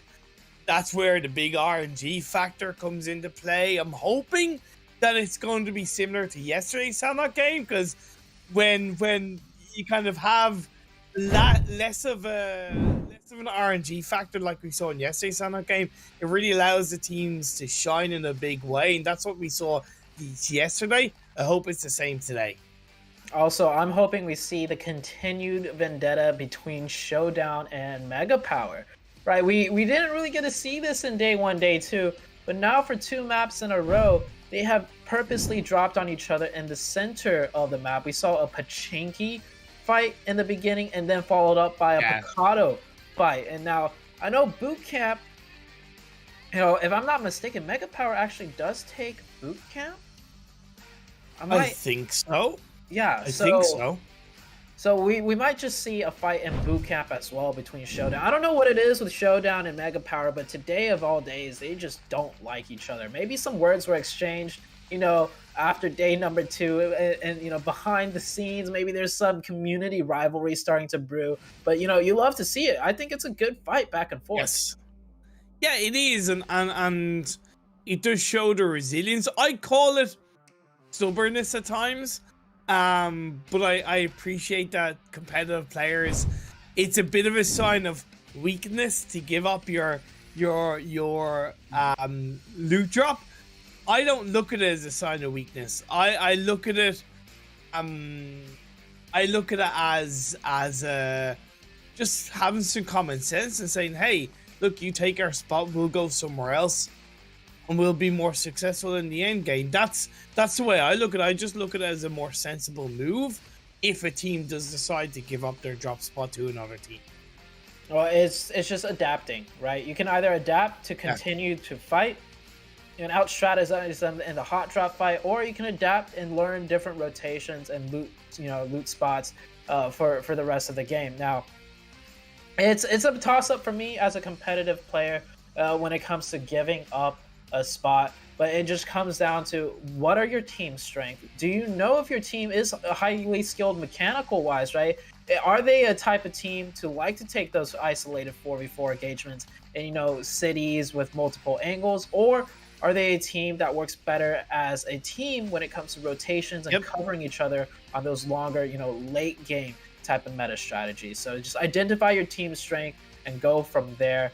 And as far as, identify team strengths in Sandhawk, well, there's only one real skill you need for Sandhawk, which is your team able to hit some nasty shots and work together and push together as a 4-man army? Yep, exactly. And can those fights be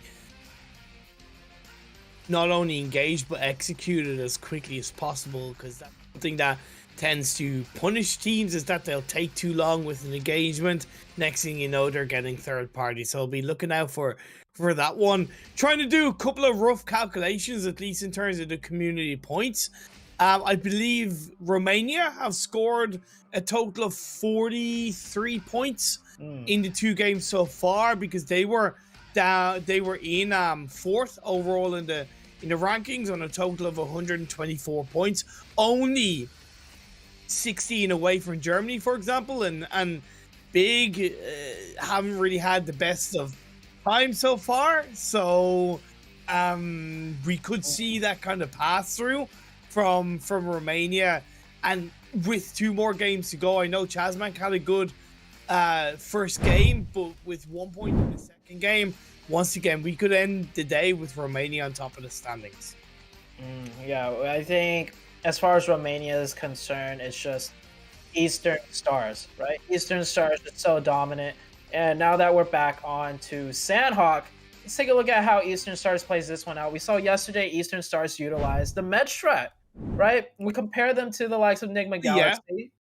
They loot far down in the southern area of the map, and they stocked up on all the meds, and they just got it through their placement points. So we might see Eastern Stars do the same again. We might see some teams that, saw what Eastern Stars did and maybe try to employ a similar strategy. And there, right off the gate, you see Eastern Stars dropping right at the beginning of the map, or right at the beginning of the playing path, to start their loot cycle as fast as possible, to farm as many first aids as fast as possible. Nobody going to Paradise Resort. It's the first observation I see. Chazmak going for that kind of northern Tapmock cow drop to kick things off. And it's Lemniscate and Showdown Gaming both in Camp Bravo to start this chinky game. It's going to be a good battle showdown. Every game so far, they've had a hot drop battle. Yeah, they're just keeping up with it. My question is, I don't know why they don't just drop boot camp instead and fight Mega Power once again. But they're still sticking true to their hot drop fighting. They are kind of on the back foot this time around, losing 1 player in the engagement very early on. It's a 3v4 situation. Lemniscate does have the man advantage. I do want to see Showdown kind of play a bit more defensive now, because the ball's in Lemniscate's court, and it's up to Lemniscate to finish this one out or potentially fumble it, and giving a chance to Showdown to come back in this engagement. Can you give any kind of logical reason on why REXPECT are split the way they're split? Oh. Yeah. No. That's the first time I've seen a split like that out of any team on Sandhawk. It's quite interesting. Yeah, that's what I thought. I looked at it and went, what the hell is that? This fight continues on, and Showdown have at least gotten a little bit of revenge and return to fire as Naz tries to find one of the Lemniscate players, turns around and gets ripped apart by the UMP premixes there. To at least provide a little of support. I think gets to trade, the counter knock comes through onto Chesh, followed by Malik onto Freezy. Is this a Showdown turnaround? I think that's going to be the case. They do win the fight against Lemniscate and keep 2 players alive. Oh, losing 2 players for 4 points, not the best, but I don't think Showdown's really kind of interested in, you know, finishing the game out strong. I think they're just kind of set on just showing dominance at the beginning, and they've won 2 of their 3 fights, which is very good for them.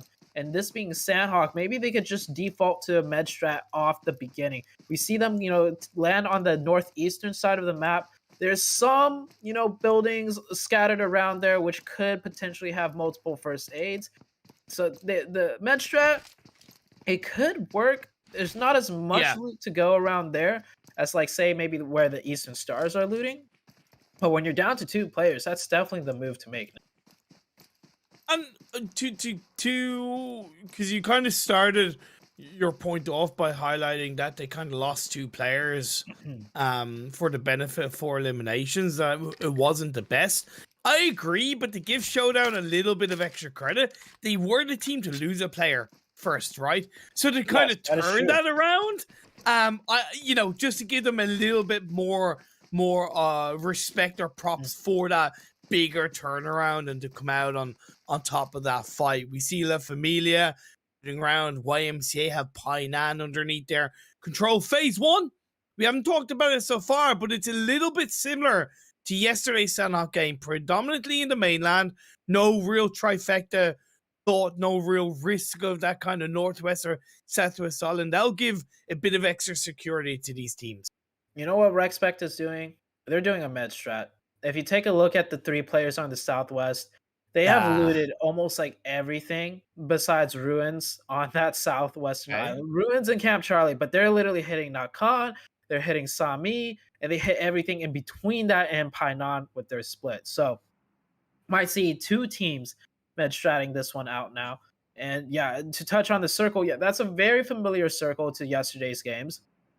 Albeit a little bit further to the northeast, we could see something interesting there where it shifts continuously up to the northeast, and that will make for some interesting gameplay because that area of the map not super familiar for most of these teams, I would imagine.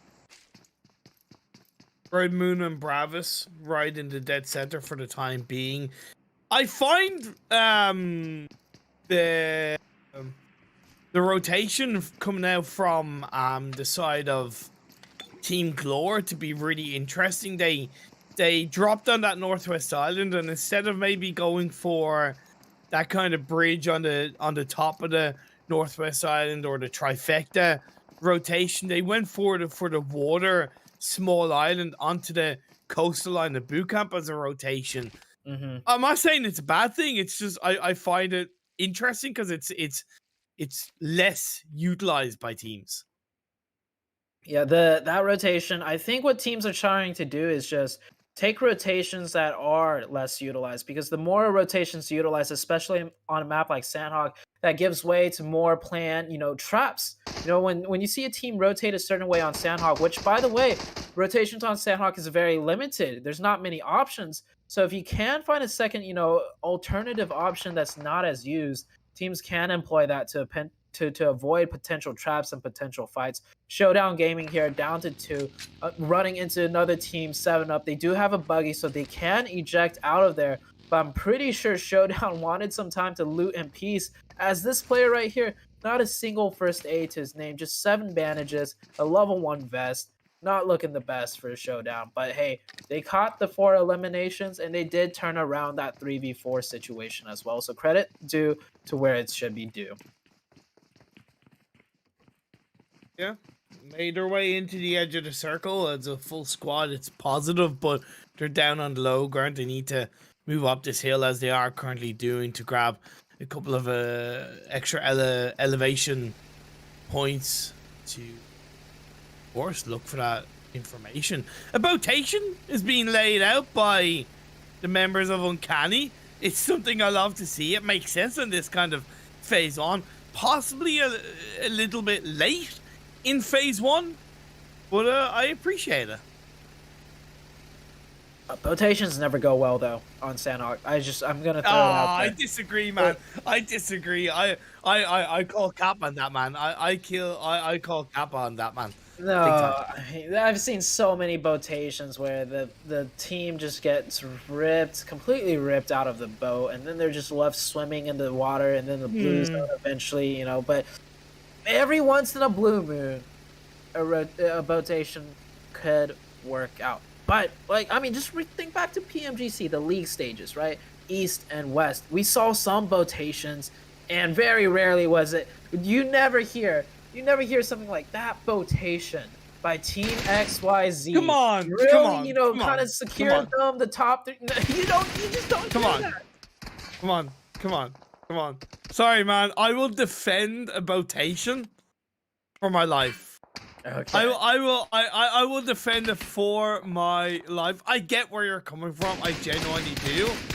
But I think a botation can be a bit of a big brain move when it's pulled out. I get where you're coming from, though.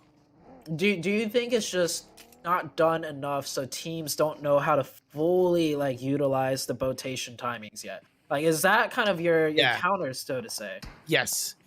Okay, that's my counter, because I think a botation has a finer time frame of execution compared to other path lines or other rotations, right? So that's where I think that's where it comes from overall. Either way, I digress. Big and Respect kind of fighting in the blue. You talked about how Respect hadn't really made their way towards ruins. Well, now they have, and they find a couple of the big players.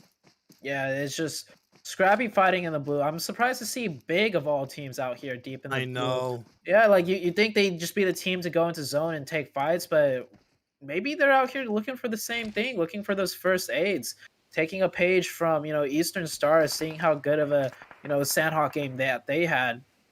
But running into another team, Rex, also hunting for first aids in the blue zone. So Rex is very split up. This is not good news for Big, because you see them on the low ground at these compounds, and Rex could start angling up on them and potentially take out the big team or just camp them out to their deaths. We'll have to wait and see. Uncanny, their botation works out. Nobody has died. They've made it to land. Now 7-Up is in front of them. Has 7-Up got any kind of idea that they're there? I would like to think not, but 7-Up do have a good spread, so it allows them to get levels of information. Phase 2 shifts over to the west, but it's a good circle shift on Phase 2. Cannot argue with it. Yeah, definitely a good circle. It shifts away from that water as well. And that botation on that east side, is that 7-Up getting into a fight with the botation team? And it is. Uncanny taking a fight right now. They breached onto the water and somehow got the better of 7-Up. Getting a knock and a finish. Imperium 1, Zute 0. Just putting that out there. Sorry. Okay, let's see how the rest of this fight finishes out. I would say Uncanny.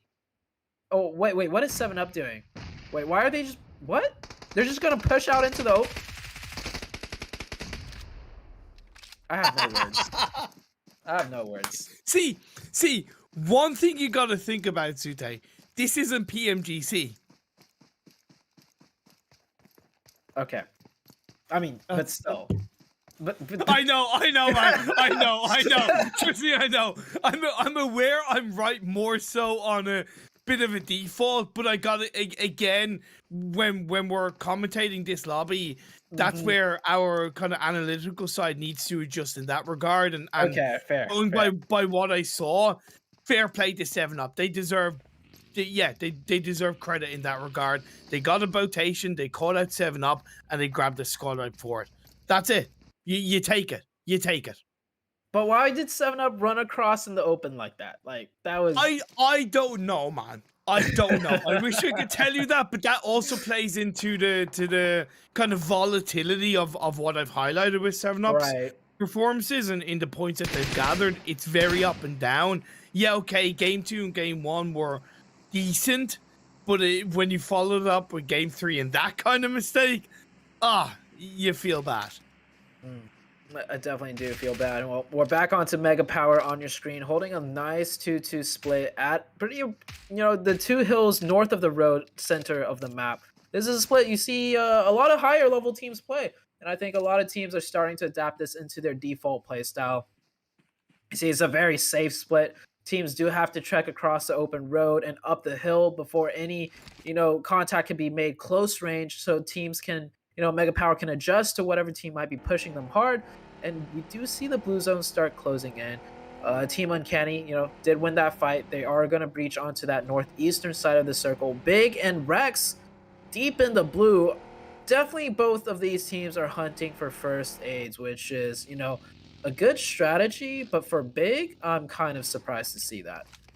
Yeah, for sure. They're closer to the edge of the circle, so I think they're less likely to pull it off. They can, excuse me, push up bootcamp hill as we get.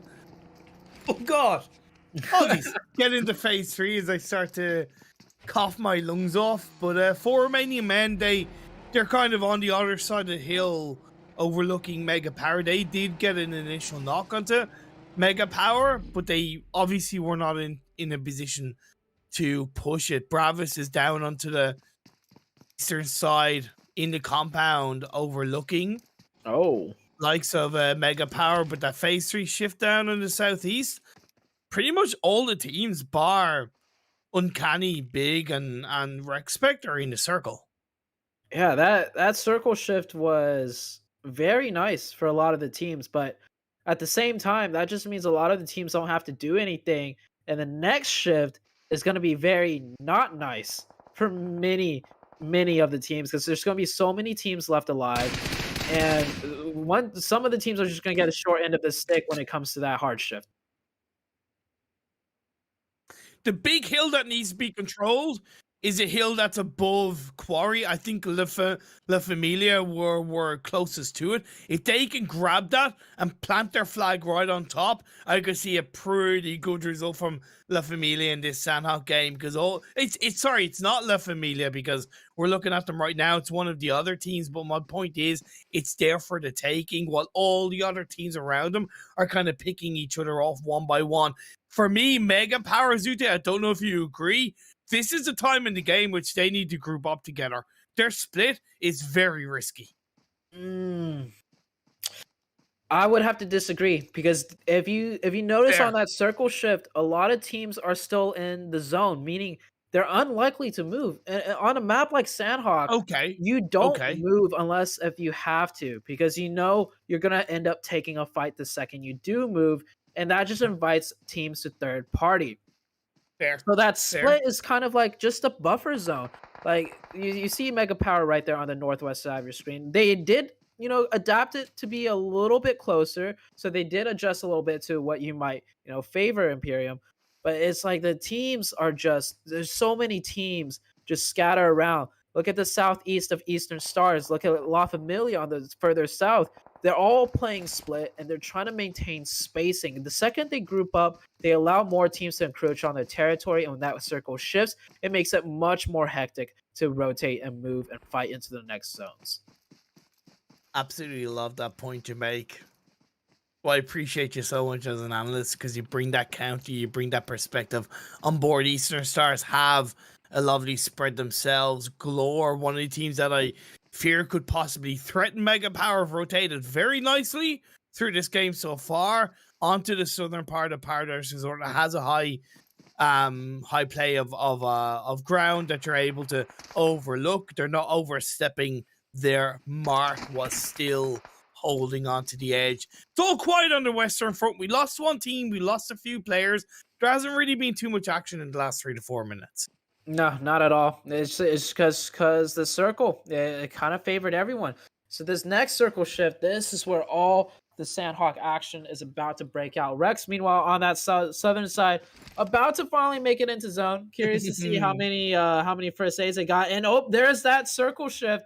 A hard shift to the west. Eastern Stars, La Familia, Big, YMCA, Red Moon. All of a sudden, I'm naming up to 10 teams that don't have the circle, when previously they were all just chilling. This is a Sandhawk, ladies and gentlemen. The action's about to really start ramping up here.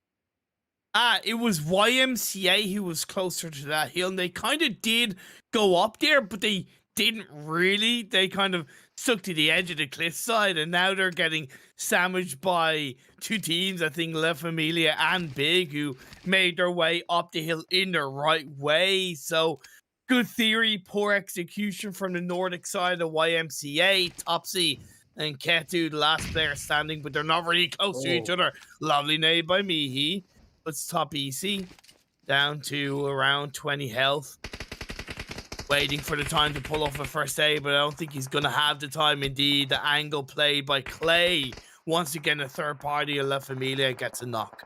Yeah, that sandwich really coming through, and just they do not want to be the key ingredient in that sandwich, but they are. We have Chasmont Gaming here, breaching the compound, taking a fight with Bravis. This is fire is just raining down right now. Chasmont on the aggression, so they're kind of at a disadvantage. Bravis just has to, do the defense correctly, but Bravis actually has 2 players knocked. They were playing split at these compounds, and I think one of them is going for a revive across. That is not the right play, in my opinion. Going for that revive is just sacrificing another player, so they're gonna just default it to a 3v4 situation rather than trying to completely finish out the fight and getting a full reset afterwards. Don't disagree. See how it works out. A bit of a third party for Mega Power. Rex finds Lewis. This is Sanhok, baby. Phase 4. What do you expect? If you're going to take that fight, you need to close out concisely. And that's exactly what wasn't done. And they get third party. YMCA, the last player up.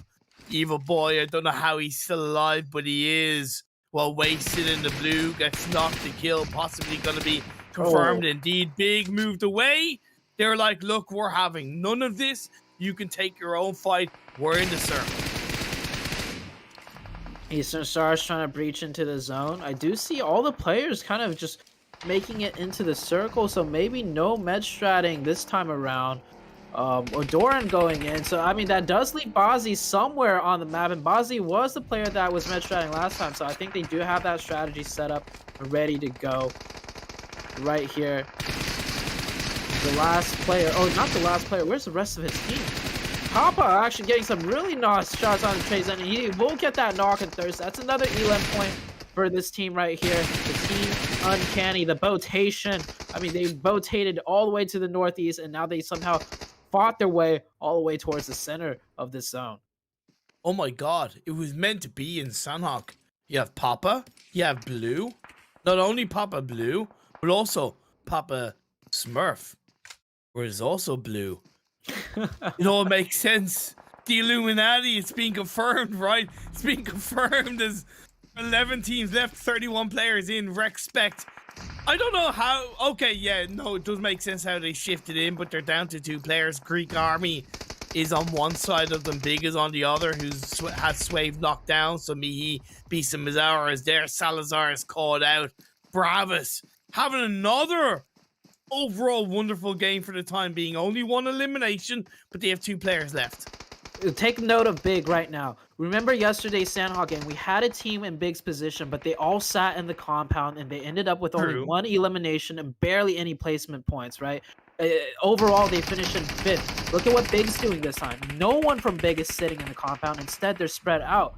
So if Big does this correctly, we're going to see a much different ending result for a team's position at that area. And in my opinion, it's going to work out much better than the team that sat inside the compound. Big might potentially sacrifice some players playing split, but if done correctly, even with those sacrifices, they'll end up pretty much securing high placement, but also a lot of elims.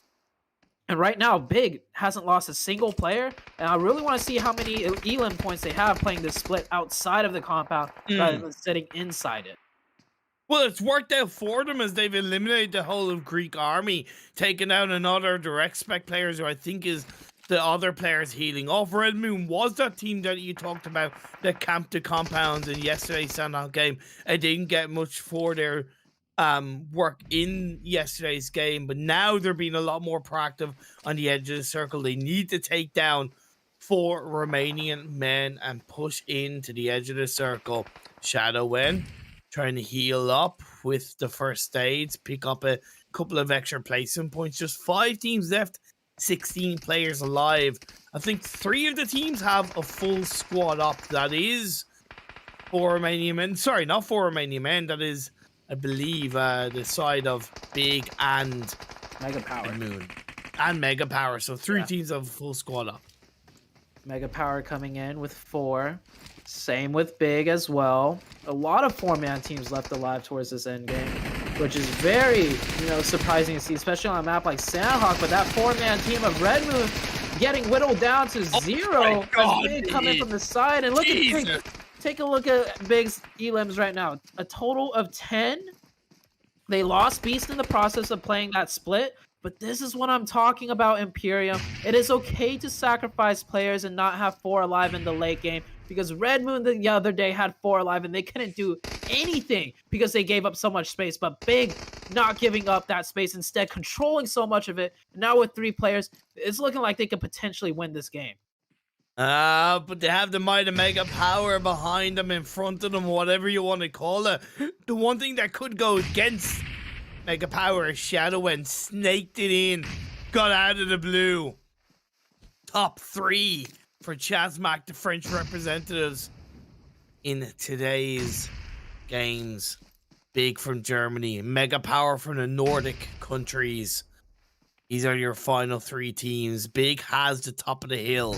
That can be a little bit of a disadvantage if you push down too heavily. You're overexposed, but Swave does make it count. The knock on direct. Mihi onto Rite. That's another knock coming through. It's 2v3, and oh my lord, they clean it up as quick as you can ask. They're the janitors of the lobby. Big, get the chicken dinner. I think Big got the chicken dinner, and they also finished it with maybe 17 or 18 eliminations. This is exactly what I'm talking about, Imperium. I think day number 1, we made an analysis of, it was actually Big on Miramar, where they lost 2 of their players. We were constantly questioning them. Should they continue playing split in that city zone? I forgot the name of the city, but it is southwest on the map. Yeah, and every Chumacera, exactly. Every single phase, we were like, should Big group up? You were like, Big should. I want to see Big group up, but Big never grouped up. They lost 2 of their players and ended up closing that game out with the chicken. Sure, they got a little circle blast, but this time around, on day number 2, we saw a Sandhawk game where Red Moon, they did group up early. They didn't lose a single player into the late game, and they couldn't do anything with it because it gave up so much positioning power. Exactly. And then Big into today's game, same exact position on Sandhawk. They played the split. They played outside of the buildings, and what do you know? They lost a player early on, holding that split. Didn't have 4 into the late game, but it didn't matter. They 3v4 Mega Power off positional power alone. They got the chicken, and not just any chicken. They got up to 18 elim points, if not 17. I didn't see at the very end exactly how much, 70. But they got a lot. It was 17 eliminations. I was able to check it out just in time, and you're dead right with it, with your point. They pulled it off wonderfully, and they were in the blue for the first 2 circles. Okay, they were closer to the edge of the circle compared to Rexpect, who were the other team that were massively in the blue. But they made it count in the end, and they took control. It was actually that hillside that was above Quarry that I recommended for. That's where it really started for Big, right? I think that was the kind of the foundation of them closing out this game in a confident way. And as you said, that trade really worked out in the end. So great result for Big, the solo German representatives for today's games, and they grab a chicken dinner. But don't go away. We have one more game for you guys coming up. It's going to be back on to Wrangle. So don't go away. See you guys in a bit.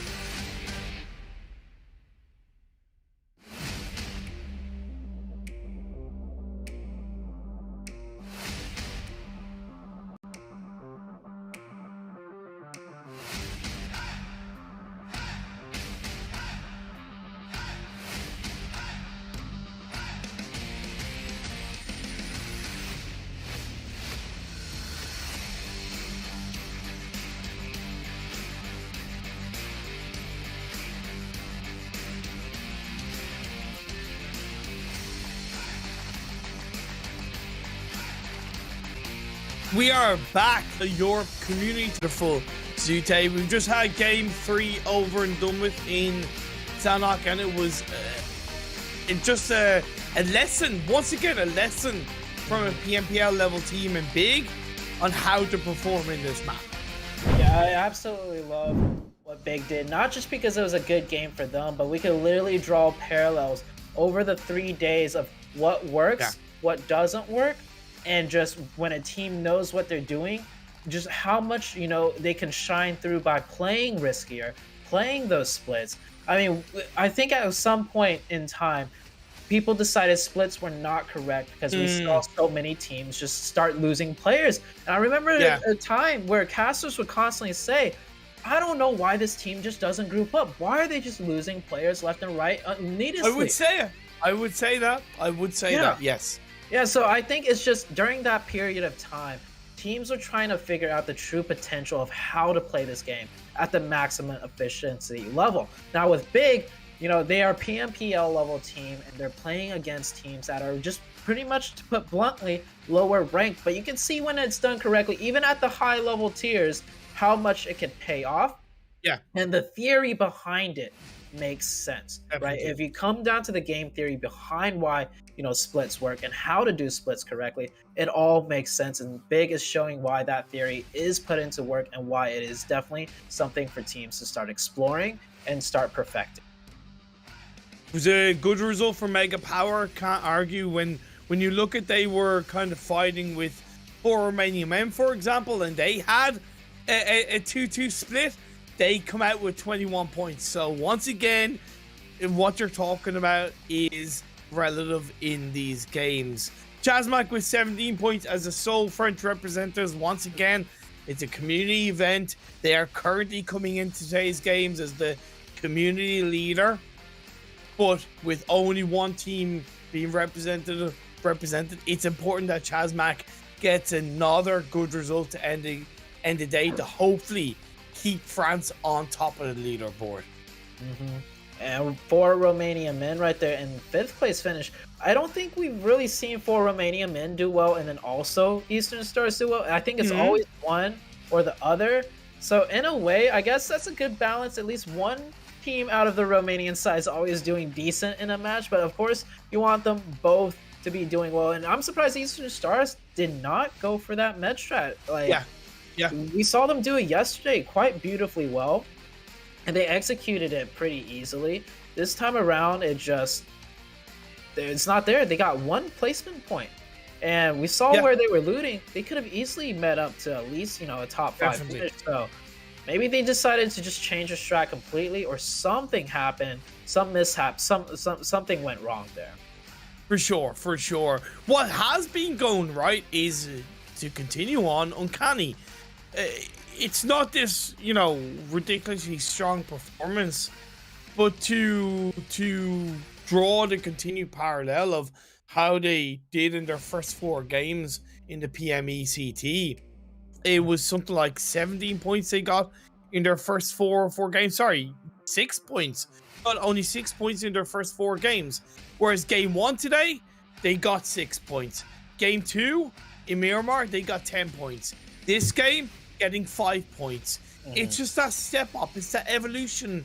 And I always say, look, the biggest team that you need to worry about is yourself, right? Yeah. As soon as you're improving on your own results, that's where you're going in the right direction. You can't control how the other teams around you do, but you can control as much as possible how you do. And that's what Uncanny have done today. And we're seeing that growth. We're seeing that evolution. I really love that you bring that up, because in the wise words of Order, the FMVP representing Nova, they did an interview with him going into the very last day of the PMGC, right? And they asked him, you know, what do you think about these other teams? Which teams do you think is going to give you the biggest problems? And Order's response was literally like, I don't care about the other teams. We're just going to worry about ourselves and make sure we do everything that we know correctly. And that's the mindset out of the championship team that has won 2 back-to-back PMGC, 2 back-to-back PECs, and just the most formidable team, hands down. Nobody can argue. The Nova squad, Yeah, and that's the for same sure. mindset. Yep. Yeah, couldn't have said that better myself. Okay, be aware and study your opponents, but in terms of in your head, don't let them live in your head rent-free, right? Yes. That's the last thing you want to do. Focus on your own gameplay, you focus on your own job, and that's the most important thing. But it doesn't matter what level you're playing at, that mentality still applies. The quicker you can apply that mentality, in my opinion, the quicker you're going to grow, the quicker you're going to improve. Just obviously it's going to be less consistently happening at this stage of the game. The Nordic teams, to bring it a little bit back to kind of mega power, YMCA got 4 points. They were coming into today's games in third place. So once again, having both teams playing in today's games, it's important that they get as many points to kind of create that cushion, so that when they only have one team competing in the games, that they're able to soften that blow a little bit. Yeah, I agree. We're 3 days in. It is kind of still the beginning of this tournament, but as these days pass by, there's obviously just less and less games, and it's time, if you're in the lead, to create that cushion, like you mentioned. If you're behind, it's time for you guys to really start ramping things up, because as the days go on, it's not just there's less games to play, but the mental part of it, right?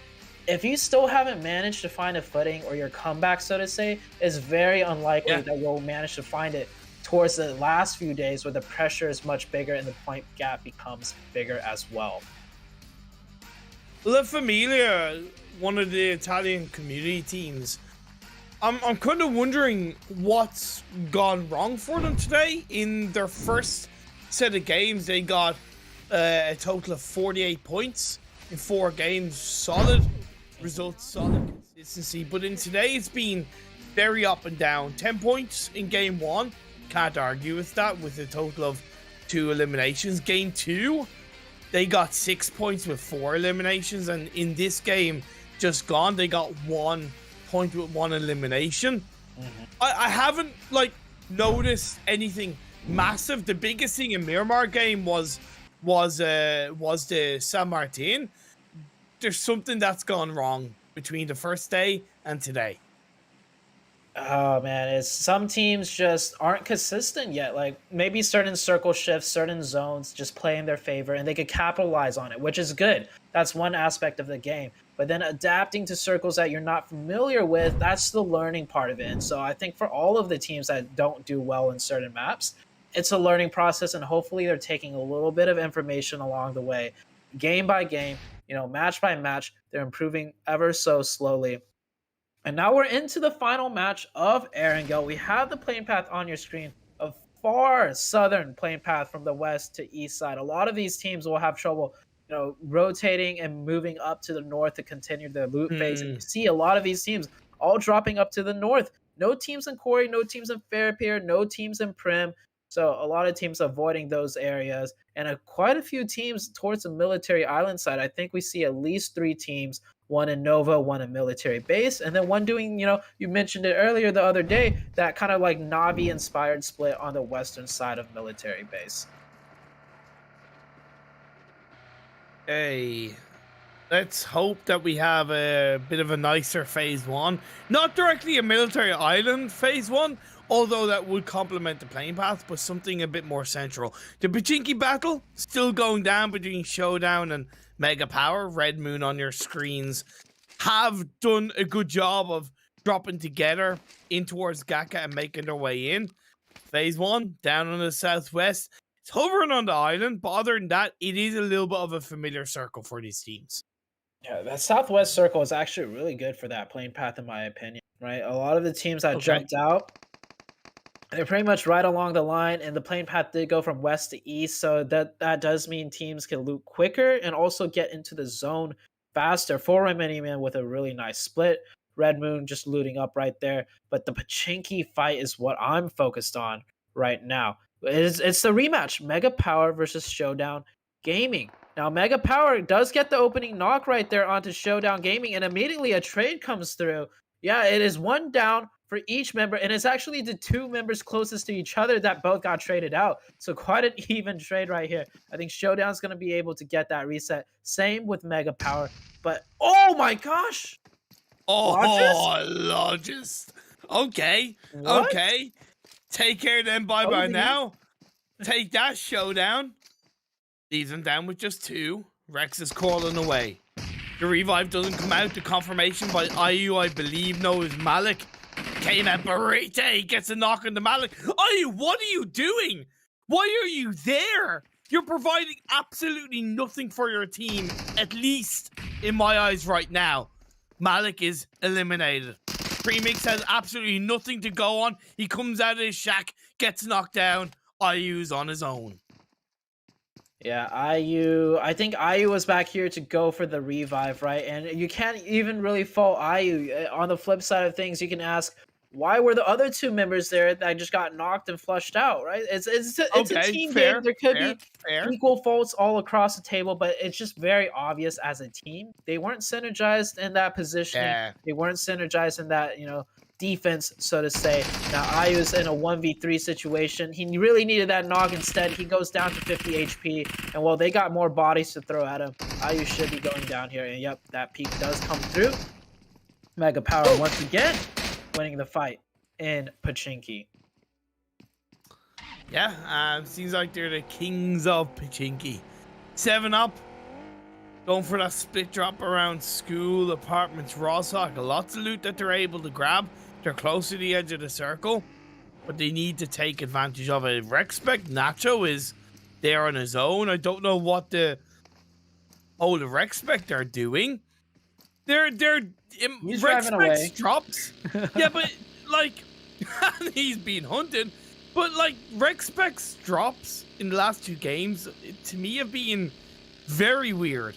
Just really weird. I must contact Salazar and kind of find out what is the theory behind these unorthodox split drops, because there's to me there's like, especially in Sanhok, there's like unwritten markers on split drop. So there's a split drop in this part of the map, split drop in this part of the map, split drop in this part of the map. In Sanhok they pulled off definitely crossing many lines. In this game, once again, I consider that a very kind of split drop. It doesn't really make sense to me. Yeah, I mean, it works in these games where there's not so many extended days of play, right? Teams will just kind of be like, okay, that's interesting. Sure, whatever. We'll let them do what they want to do, and we'll do our thing. But once you get into the higher levels of, this tournament stages where there's more prize money on the line, where every team is actively studying each other, oh yeah, you will be punished the second you cross multiple lines, multiple splits. Exactly.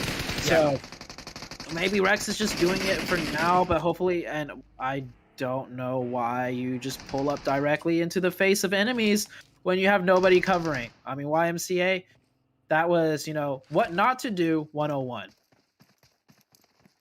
Yeah, it's like, never mind. YMCA, why not MCA? Yeah, just sloppy play and Lemon Escape couldn't ask for easier kills. And what's worse for YMCA is that there is still another team on the coastline in the eastern side, that is Eastern Star. So if they stay here for too long, they could get backstabbed. If I were YMCA, I'd honestly rotate through Military Island. It seems like they're going in the other direction, but as a bit of an idea, I reckon they can pull it off. Let them escape. They don't want to let them escape, though. Oh, follow that car chase down. They know it's a 4v2. Oh, what? Okay, well, fair enough. I guess they don't want to chase too far. They might want to prioritize the rotation, as the circle is far, far, far to the west side. So I like the attempt, right? I feel like they could have done it a little bit quicker, because they know it's a 4v2 situation. But hey, maybe next time they'll know we should have pushed that way quicker. But I like the decisiveness to pull off and then to go back and prioritize the rotation. You can see right here on the circle, right? Lemon Skate on that eastern side, far away from the circle. And there's still a lot of room in the center of the circle to be taken. So I want to see more teams start rotating in and taking advantage of that. It's ridiculously empty inside this phase 1. Especially a little bit on the western side. Now, Red Moon initially dropped and looted Gaka, but they've gone more up north to South George buildings. It does leave them close to Uncanny. But I don't mind what Red Moon are doing, because once again, they dropped in the circle. They've gone kind of just outside the circle, so they kind of relatively know that he should be okay. Doctor, does he have an idea that there's another team there? No. It doesn't look like it. No, yeah, he pulled up and he's just looting right off the bat, hopping out windows, just running around in the open, not a care in the world. And I'm sure him pulling up in that buggy, Red Moon has heard something or another. And I mean, it's almost unlucky for Doctor that he's running into the buildings that are not touched at all. There is nothing to give signal to him that there are enemies here. I mean, there's just vests, there's weapons, no ammo missing, and well, now Doctor knows there's enemy players here. Ed missing a few shots. The Doctor's been put in such a bad position. I'm pretty sure he's gonna go down soon. There is another player from Uncanny near him, I think. No, there wasn't. So it is just that one kill by Red Moon onto Doctor getting caught out. And it's one of those things, do you hold that against Uncanny? Should they have been a little bit more aware? Should they have been looking out a bit better and kind of expecting the unexpected? I can't really put it. I don't blame Uncanny too much, right? With that playing path and everything, and the fact that this isn't like a set, tournament in the sense where you can easily study teams and where they would go, because we've had different playing paths, different zones, almost like every map. Like, I'm sure it's Erangel, the one that we play the most on, but sometimes some groups don't play, and then when groups do play, sometimes the playing path is just completely different. So, they lose a player. I wouldn't really say it's a big mistake, but there is still something to be learned, right? And the next time you're looting North or South George Pool and you want to cross over to the other section of it, maybe just do a little quick drive around the whole entire compound area, see if you can spot some cars. And it only takes away maybe 5-6 seconds from your loot time, but then at least you're safe and you learn something right there. So something to be learned there still. For sure. Team's now starting to rotate a little bit deeper into the center of the circle. Team Galore got 0 points in the last game, representing Czechoslovakia or Czech Republic / Slovakia communities. Chasmac, I think, are also, another team kind of a little bit around them, deeper into the center circle, might be able to catch them out. Oh, the sprays towards that member of Floor, yet he's still alive. Come on, Chasmac. Oh, no. There you go. Yeah. I mean, that's 4 players. 4 players with automatic rifles, M4. Some were prone, some were crouched, all shooting one target. Yeah, that guy was not getting anywhere. And that car is fast. The car he was driving, but it's also, a car that blows up pretty easily. So, speed versus armor. At the end of the day, neither combination will let you survive 4 players of Chasmac shooting at them 4s. Exactly. And now they reposition based off phase 2 popping up, which isn't too bad. Phase 2 was relatively nice. It moved away from Military Island. It sticks towards that southwest side of the map. A lot of hillsides to be controlled. Quarry is in play, at least the hillside around Quarry. YMCA, though, on this northeastern side, have to face the brunt of Eastern Stars. 2 of their players went down early. The hands of Lemniscate. Let's see if they can keep going. YMCA with only 2 right now on your screen. Definitely making a big blunder mistake, just crashing into a building without any scouting, without any players ready to cover. So they're down to 2. I mean, it is Erangel. It's not as punishing as, say, a map like Sandhawk when you're down members, but big getting into a fight. They have 1 elimination so far, and when they get 1 elimination, they will get at least 3 more or die doing so. So I want to see them. What fight are they going to take now? And actually, they're actually rotating away from where the enemy players are. Maybe just to reset a little bit, gain some info, and then go back and take the fight. It was on to one of the players of Red Moon, if I'm not mistaken. And I like that from Big, because they were coming in from the outside of the circle, so they didn't have a lot of information, and you take the kill, you move away, it means you can kind of reset. There's open fields in front of them down on that northern side of the circle, so they're able to kind of grab a bit of information and reevaluate what direction they want to go. It's still only phase 2. Patience can often be quite key in these moments of the game. The Fairy Pier Hill is a really big part of the phase 2. You have 4 menu men, you have 7 up, you have Respect in the compound down below, and then you have another team. I'm not quite sure with all the text, but there is another team to the south to 7 up. Yeah, you say this is phase 2, but this may as well be phase 3 or 4. So much of the circle is water, unplayable ground, right? And you got that skinny bridge just connecting the military island and onwards. And I love where these teams are positioned. All of the teams here towards the center. Rex, 4 Romanian men, 7 up. These are all very strong positions. It does look like they're just hugging each other, but there's big elevation differences. There's compounds mixed into those, and all of those are a good starting point with good exit strategies as well in case of circle hardships away from the center of the map. Yeah, the Fairy Pier Hill is a kind of, you know, it's like a 2-bubble hill where you can have like one either side and they're not really threatening each other, and they kind of can stay protected and huddled down. Red Moon, he moves around and gets caught out. I don't know what happened with Mihi and why he was there, because they got an initial kill on the Red Moon in around this roughly same area of the map. So yeah, a little bit of an F for Big. A little bit of a blunder there. Usually we don't see a team like Big just lose a player without, you know, being committed to a fight.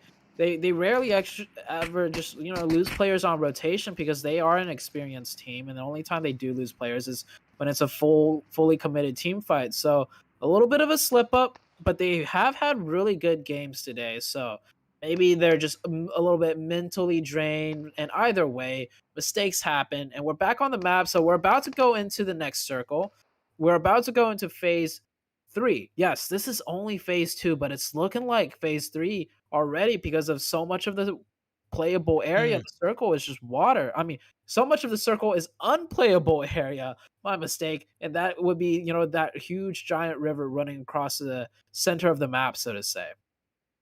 I think there's one area of the map that isn't really being controlled that kind of should be in this stage of the game, and that's the hill to the south of Gaka/Chopsticks. That Greek army are there, but they're more across the road. Yeah. That hillside, I think, is perfect. And just as phase 3 pops up and it shifts up north, that hill is such an important part of this phase 3.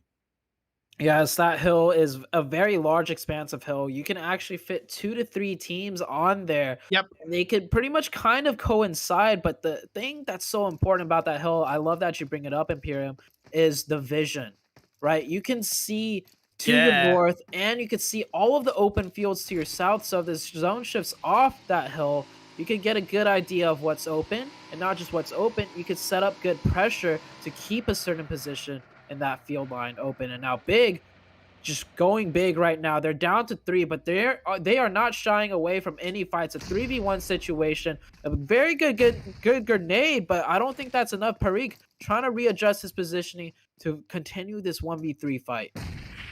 Yeah, it's not going to end well for Jour, like I said. This game getting 0 points. He's trying to run away, and yeah, down he goes. It was only a matter of time. Take care of them by now, Team Big. You take those kills, you move on up. But, you know, that fight, I think it's unfortunately stopped them from moving up the hill. I think that was mainly their intention, but they spotted those Glower players and they obviously were going to take that fight, because we do see a couple of teams are already up there, and I feel if they try and push up that hill now, they're going to get taken out. Yeah, the hill's instantly occupied on that zone shift. So both you and I recognize the importance of that hill, but also the different teams. I think there's 2 teams set up there, and I mentioned you can almost fit up to 3, so it's already being occupied and taken. We have 7 up right here, taking up the eastern side of that hill. We have Lemniscate taking, positions on the shacks that are, scattered across the field. And, the center of the circle is the field area. So there's a good chance that, oh my, Versace just absolutely lasering that player out of the buggy. Headshots galore. I like that 2-2 split in the field from Lemniscate. I do. It was all 4 players in one shack. I say, no way. But that 2-2 spread, I like it. It allows them to have more angles, more cover, more of a backup. We see Greek Army, though, still on the hills above Ferry Pier. Respect suffered a knock early on. The revive came out, still together as a full squad. Phase 3 Blue Zone closing in. 14 teams left, 50 players. Big are going to have to worry about Mega Power. Mega Power and Big getting into it again. Oh, good shots. Mazzaro getting down to half HP, and the headshot comes through. Fella gets the finish. He doesn't get the finish just yet. Going for the finish, and Mazzaro does go down. He couldn't even see Mazzaro in the bushes, but the game sense of knowing where he was knocked and having a good idea of where he was going to try and crawl to. That's a really good one for Mega Power. Now it's a 3v2 for them if they want to decide to continue this fight. And I love how we're showing the map right here. All the teams have rotated. They've kind of set up in different positions. And we got a good idea of what's still open on the next potential circle shift.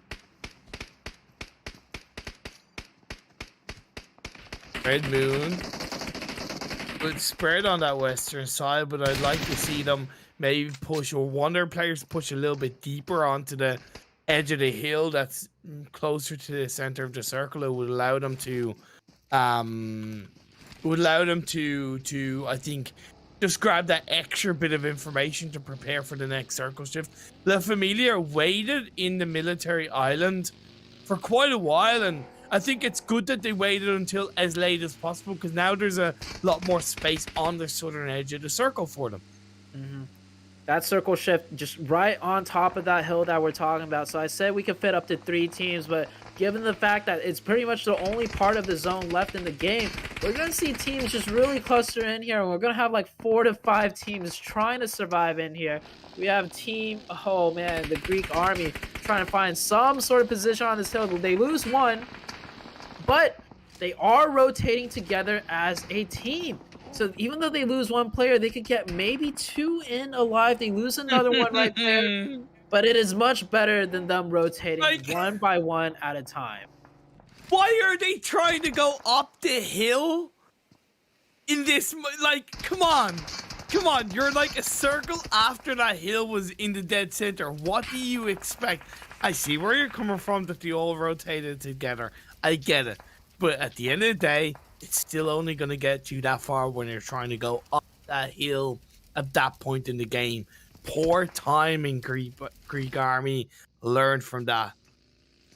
Yeah, they were rotating with 4 players, right? I think you always want to utilize the 4 players to entry in, not a blind rotation. And the Eastern Stars, they were like, you are not paying rent for this shack, and payment is due. And well, if you're late on payment, Eastern Stars are just going to take your lives away. So Eastern Stars with some really good grenades right there, completely flushed it out. Thank God Eastern Stars aren't my landlords.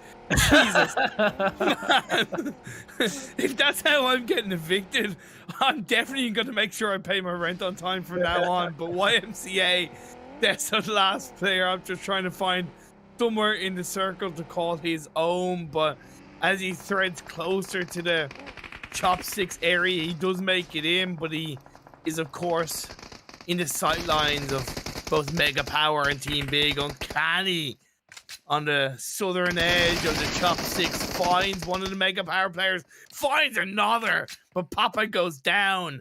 Mega Power stay alive. Yeah, Mega Power did lose that one player. Those last few bullets came in just in time, and that player does bleed out.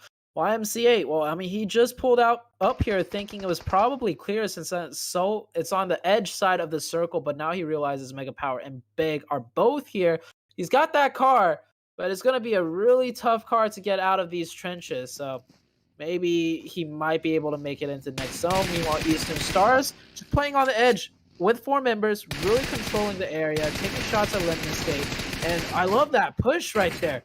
The next zone is away from them, but they're gonna take the time to confirm the elim points before pushing in, and they have the time to do that. The SLR, absolutely beautiful.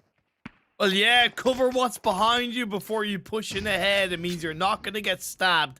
A little bit of a connection by Versace on the Bazzi does slow Eastern Stars down a little bit. At this, he's even further up north. He should be pushing out those buildings and trying to get a little bit of an anchor point closer to the center of the circle. The Greek Army players are still up as a 2-man team. The full squad push, it's kept them alive. It's 4 Romanian men, the other Romanian side going to be taking the fight against 7 Up. 3 knocks in the favor of 4 Romanian men. Leaves just 1 player left alive. Sarah jumps out the window, around the corner he goes. Doesn't want to go too deep, because right now he's on his own and 2 of his teammates are knocked down. Redux, he's nowhere near for the time being. It is going to be that 1v1. Sarah gets a knock, but he's going to get counter-knocked. And in the end, that's the price you pay when you go in on your own. Redux tries to go for it in, but 7 Up, they survive! What the hell? It was a 2v1, but 7 Up got a revive, and then just the gunfire just was a little bit more on point for 7 Up. And yeah, I thought 4 Romanian men had it in the bag. It was a 2v1, but congrats to 7 Up. That full-on crash, I believe they were the aggressors too. They take that spot over, but it's not over just yet. This is a hot commodity in this zone. That is one of the few hard covers left in the map, and I think they might get pressed again. Respect coming in on the edge, along with Chasmot Gaming. I love how they're leaving Shadowwind in the blue, so to say, to provide the cover fire and hopefully to suppress the team, but I don't think he has a car, so he can't manage to do it for too long. Now just running into the zone, and it is a complete cluster all around the edges of the map. I think a pre-nade's being thrown up by La Familia. Shadowwind does make it out of the blue and into the edge of the circle. 7 Up have to turn their attentions on the Respect. Like you said, it's hot commodity. The circle shifts over to the northwest. Eastern Stars looking for the last player of Greek Army. They're still up as a full squad, while Red Moon, they control the west. Redmond with a beautiful split, a 1-2-1 split, keeping 2 players at the central focus point. The players on the edge to push all the teams and direct traffic away from their vulnerable sides and into more of the heart of the battle, where they will be forcing them to not just fight, the 2-man army of Red Moon in the middle, but all the other teams trying to get into the zone as well.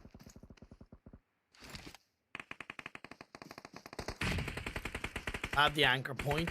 Stay there, stay quiet, give information over, but allow the rest of your team to do what they can without you being knocked down. Hands X marks the spot for him. Athos and the Eastern Stars crew, Doran loses his life, unfortunately, at the hands of one of the 7 Up players. I believe is the last player of Greek Army. Could be looking for a bit of a backstab. Athos lay down. It's Red Moon. Red Moon on the western side. The angle that you talked about, that spread, is very heavily working out for the Italian side. Yeah, just you saw the distance, and I don't think Eastern Stars could commit to even shooting at a player that far away when they have so much to worry about. So it's that side anchor point to just whittle down teams. You might not get the knock, but it is hurting them in the long run. And at the end of the game, Red Moon can very well take this if they play it out correctly. They have quite a few teams on the south side, and Big coming into the fray now, as well as a duo. Suave goes down. Beast is the last one up. He's trying to throw down some smokes to give himself some cover. And this is that southern edge battle. This is the battle that Red Moon really needs to win if they want to close out the game. Italy against Italy. La Familia against Red Moon. Clay's knocked. Dizzy Racing Neva boy still staying alive, but there's very little cover in front of them. Plus, they do have 7 Up to the east of them. Nice use of the smoke from La Familia, but it's not going to stop them from getting naded. The stray bullets in through the smoke from 7up is continuing to mount a lot of pressure on La Familia. But if they step up too quickly, if they step up too much, they could get backstabbed. And that's exactly what's happened. Is Wasted with a nade of his own, gets a knock into one of the 7up players. Eastern Star still alive. Big are eliminated. 4 teams are alive.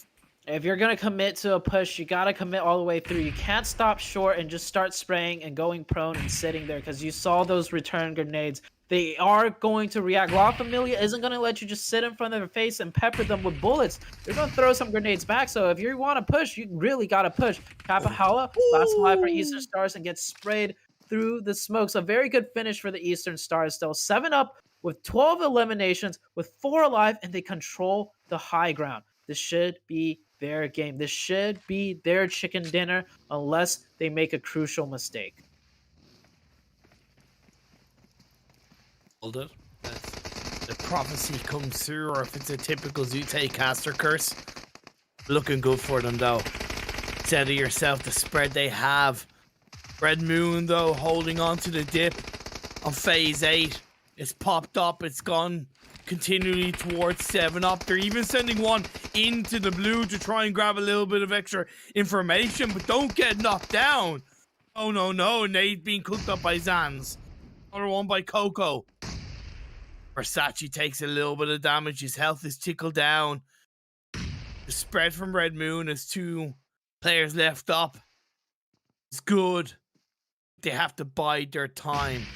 Let La Familia do the distraction. Either way, it's been a great final game for the Italian community. Both of their teams in the top 3. I love how 7up is respecting La Familia now. Do you notice how they're not getting too much closer where they got grenaded earlier? But now that they got the opening knock, this time around, he's going to go for that Lovely by Starkey. He's going for the knock. Yeah, Starkey does get traded, but it's better than him just sitting back and getting grenaded. Now 7up is readjusting the positioning to try and finish out La Familia. Wasted down to 1 HP, gets another knock, but finally gets taken out. We're down to a 2v2 situation. 7up versus Red Moon. Red Moon goes down. Zans finds the opening. 2v1. Coco last alive for Red Moon. Can he get it done? He gets tagged through the smoke. And that is said and done. The hit marker through the smoke. 7up with the hustle at the end, taking out 2 teams back to back simultaneously and finishing the game with a massive amount of eliminations. Like, I gotta say, I so much see the potential in 7up. I really do. I know Starkey previously played in the Entropic lineup in the fall split of PMCO back in 2021. And this is an exciting team, but their volatility has to be continually highlighted. Game 2 of the day, they got 19 points. Game 3, 0 points. This game, chicken dinner with a lot of eliminations. Hot and cold, guys. You know, you're kind of breaking my heart because I see it, and then you kind of have the 0-pointer. Man, it's rough. Find your feet, find the balance. I need to see kind of minimum 3 good results in these days. Well, I mean, I want to draw back to PMGC once again. One of the top teams in the world. Also, you know, they still have consistency problems, and I gotta point out that would be Na'Vi, right? Na'Vi, very strong team. Overall, consistency-wise, they perform at a high level, but they have hot and cold days as well. And I'm not saying it's a good thing to have hot and cold, but it's an ongoing process, and even the top teams in the world are still trying to figure out their consistency. So it's okay to see that, you know, out of this team. I think they still have a really great day, and when push came to shove, they really know how to secure the chicken under tough situations. And La Familia, I was just talking about them right before this game, how they something was missing, right? They weren't really looking as good as they were in their first 4 games. Well, they showed it. They said, okay, you're going to talk about this, Imperium. We'll show you what we've got. So happy to see. And the fact that Red Moon, their Italian counterparts, got a good result themselves. Again, fantastic finish for the Italian community. I do think that might be the game where the community gets the most amount of points. A second and third. If it wasn't for 7-Up, it would be by far the biggest point day for them. So we'll just have to see after, you know, we get into the points and have it all tallied up, Imperium. And they were coming into today in 5th place, having played, you know, kind of 6 games, give or take. I say 6 games because, you know, in comparative to all of the 8 games across the 2 days, but Romania were in front of them, and they've been looking overall pretty good. But this kind of end game result, I could see them passing the Nordic countries and possibly Germany. Although Big did have an okay couple of games for themselves. I thought that where the circle ended was great. That hillside that I highlighted in phase 3, phase 4. I thought it was great, the amount of teams that held on to it. I would like to see one team go there in phase 2, but the fact that when phase 3 popped up and it did shift heavily towards there, teams didn't disappoint us. Yeah, the teams are quick to recognize just how important that hill is, and you know, we might have seen a team there a little bit earlier, but still, I think it's you know, teams are just waiting for the circle shift because you never really know where it goes. But when you do figure out where it goes, we saw that hillside occupied instantly. So these teams definitely have their map knowledge down. They know what the crucial points on the map are. Yep. And at the end of the day, it was that hill where the circle ended on, and the team that controlled that top hill, they were the team that finished it out. And it was 7-Up, which, by the way, took that massive fight with the Romania men. It came down to a 1v2 situation where they got that revive in. And so just by the tiniest of margins, they win that fight, which also led to them winning the entirety of the game. And that's when gun skill really comes into play, because you never know. You win this one small fight and you can win the war. Exactly. Couldn't have said it better myself. Well, we still have the match rankings and the overall community rankings to show you guys. But before that, we're going to take you to a quick break. Don't go away. See you guys in a couple of minutes.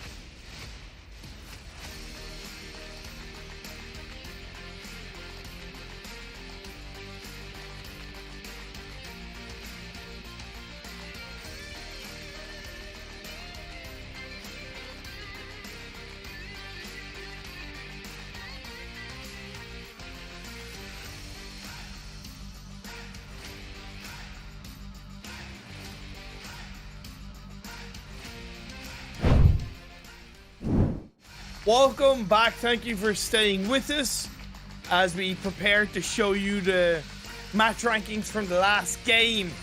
It's myself, Imperium, and the wonderful Zute. And it was a confident win from 7-Up in the final game of the day. A very, very confident win. They took that fight with the 4 Romanian men, barely inched it through, and they got that full reset to go through. And, well, I mean, 17 elims, 15 placement points. You see it right there on your screen. A 32-point finish for 7-Up. Really well done for them. And I was talking to one of the players on Discord. 7-Up is actually the former Entropic roster. Oh, the XANZS player is used to be known as Sans. I think it's still pronounced the same, but instead of an S, it's an X. Firstly, that's a stupid way of saying that name. Just call yourself Sans, okay? Secondly, their player with the Chinese symbols. He was previously known as either Relax or Chorch. So it is all of the ex-Entropic roster that played previously in PMCOs, and that adds up because in the past, makes sense, much as it makes sense, because in the past, as much as they failed to kind of push further than the likes of PMCO, they always showed a level of potential when it came to aggression, when they had a good game. They had a very good game. So this is matching up, but I do feel, don't know whether it's just a name change, I do feel that there's a little bit of an evolution on how they're performing when they're showing results like that. 32 points, can't argue with it. Yeah, typically teams that are just, starting to hit their stride do get really big games when they do get big games. And then we talked about the consistency of 7-Up. We've seen them make some blunders as well, but that will get ironed out in time. Another thing I want to note, though, Red Moon and La Familia closing it off for their community right there. 3rd and 4th place overall finish, a combined total of 27 points. That's definitely a lot of points, but that even just puts into perspective just how big of a game 7-Up had by themselves. 32 versus the combined total of Red Moon and La Familia. Eastern Star, for sure, just consistent as ever. They had I think they had one bad game today, and they had 2. They had a mishap on Sandhawk, I think, with the med strap. Yeah. And then the first game of Erangel, definitely, some crazy circle shifts. But when possible, they are still very consistent. So that's good to see out of the Eastern Stars team. Definitely. Showdown Gaming, as the sole UK representatives, once again took the fight to Mega Power and Pachinki and lost it for the 2nd time today. So I would like to believe that they'll maybe take a step back and reevaluate.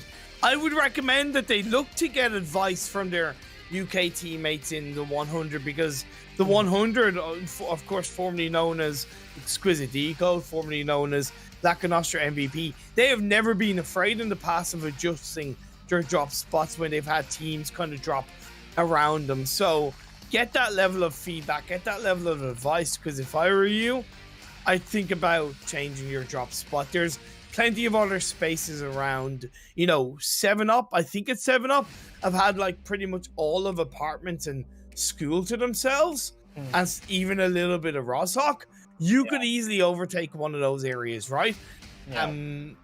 Because I really think it's affecting the results on what could be some very successfully potential games for Showdown.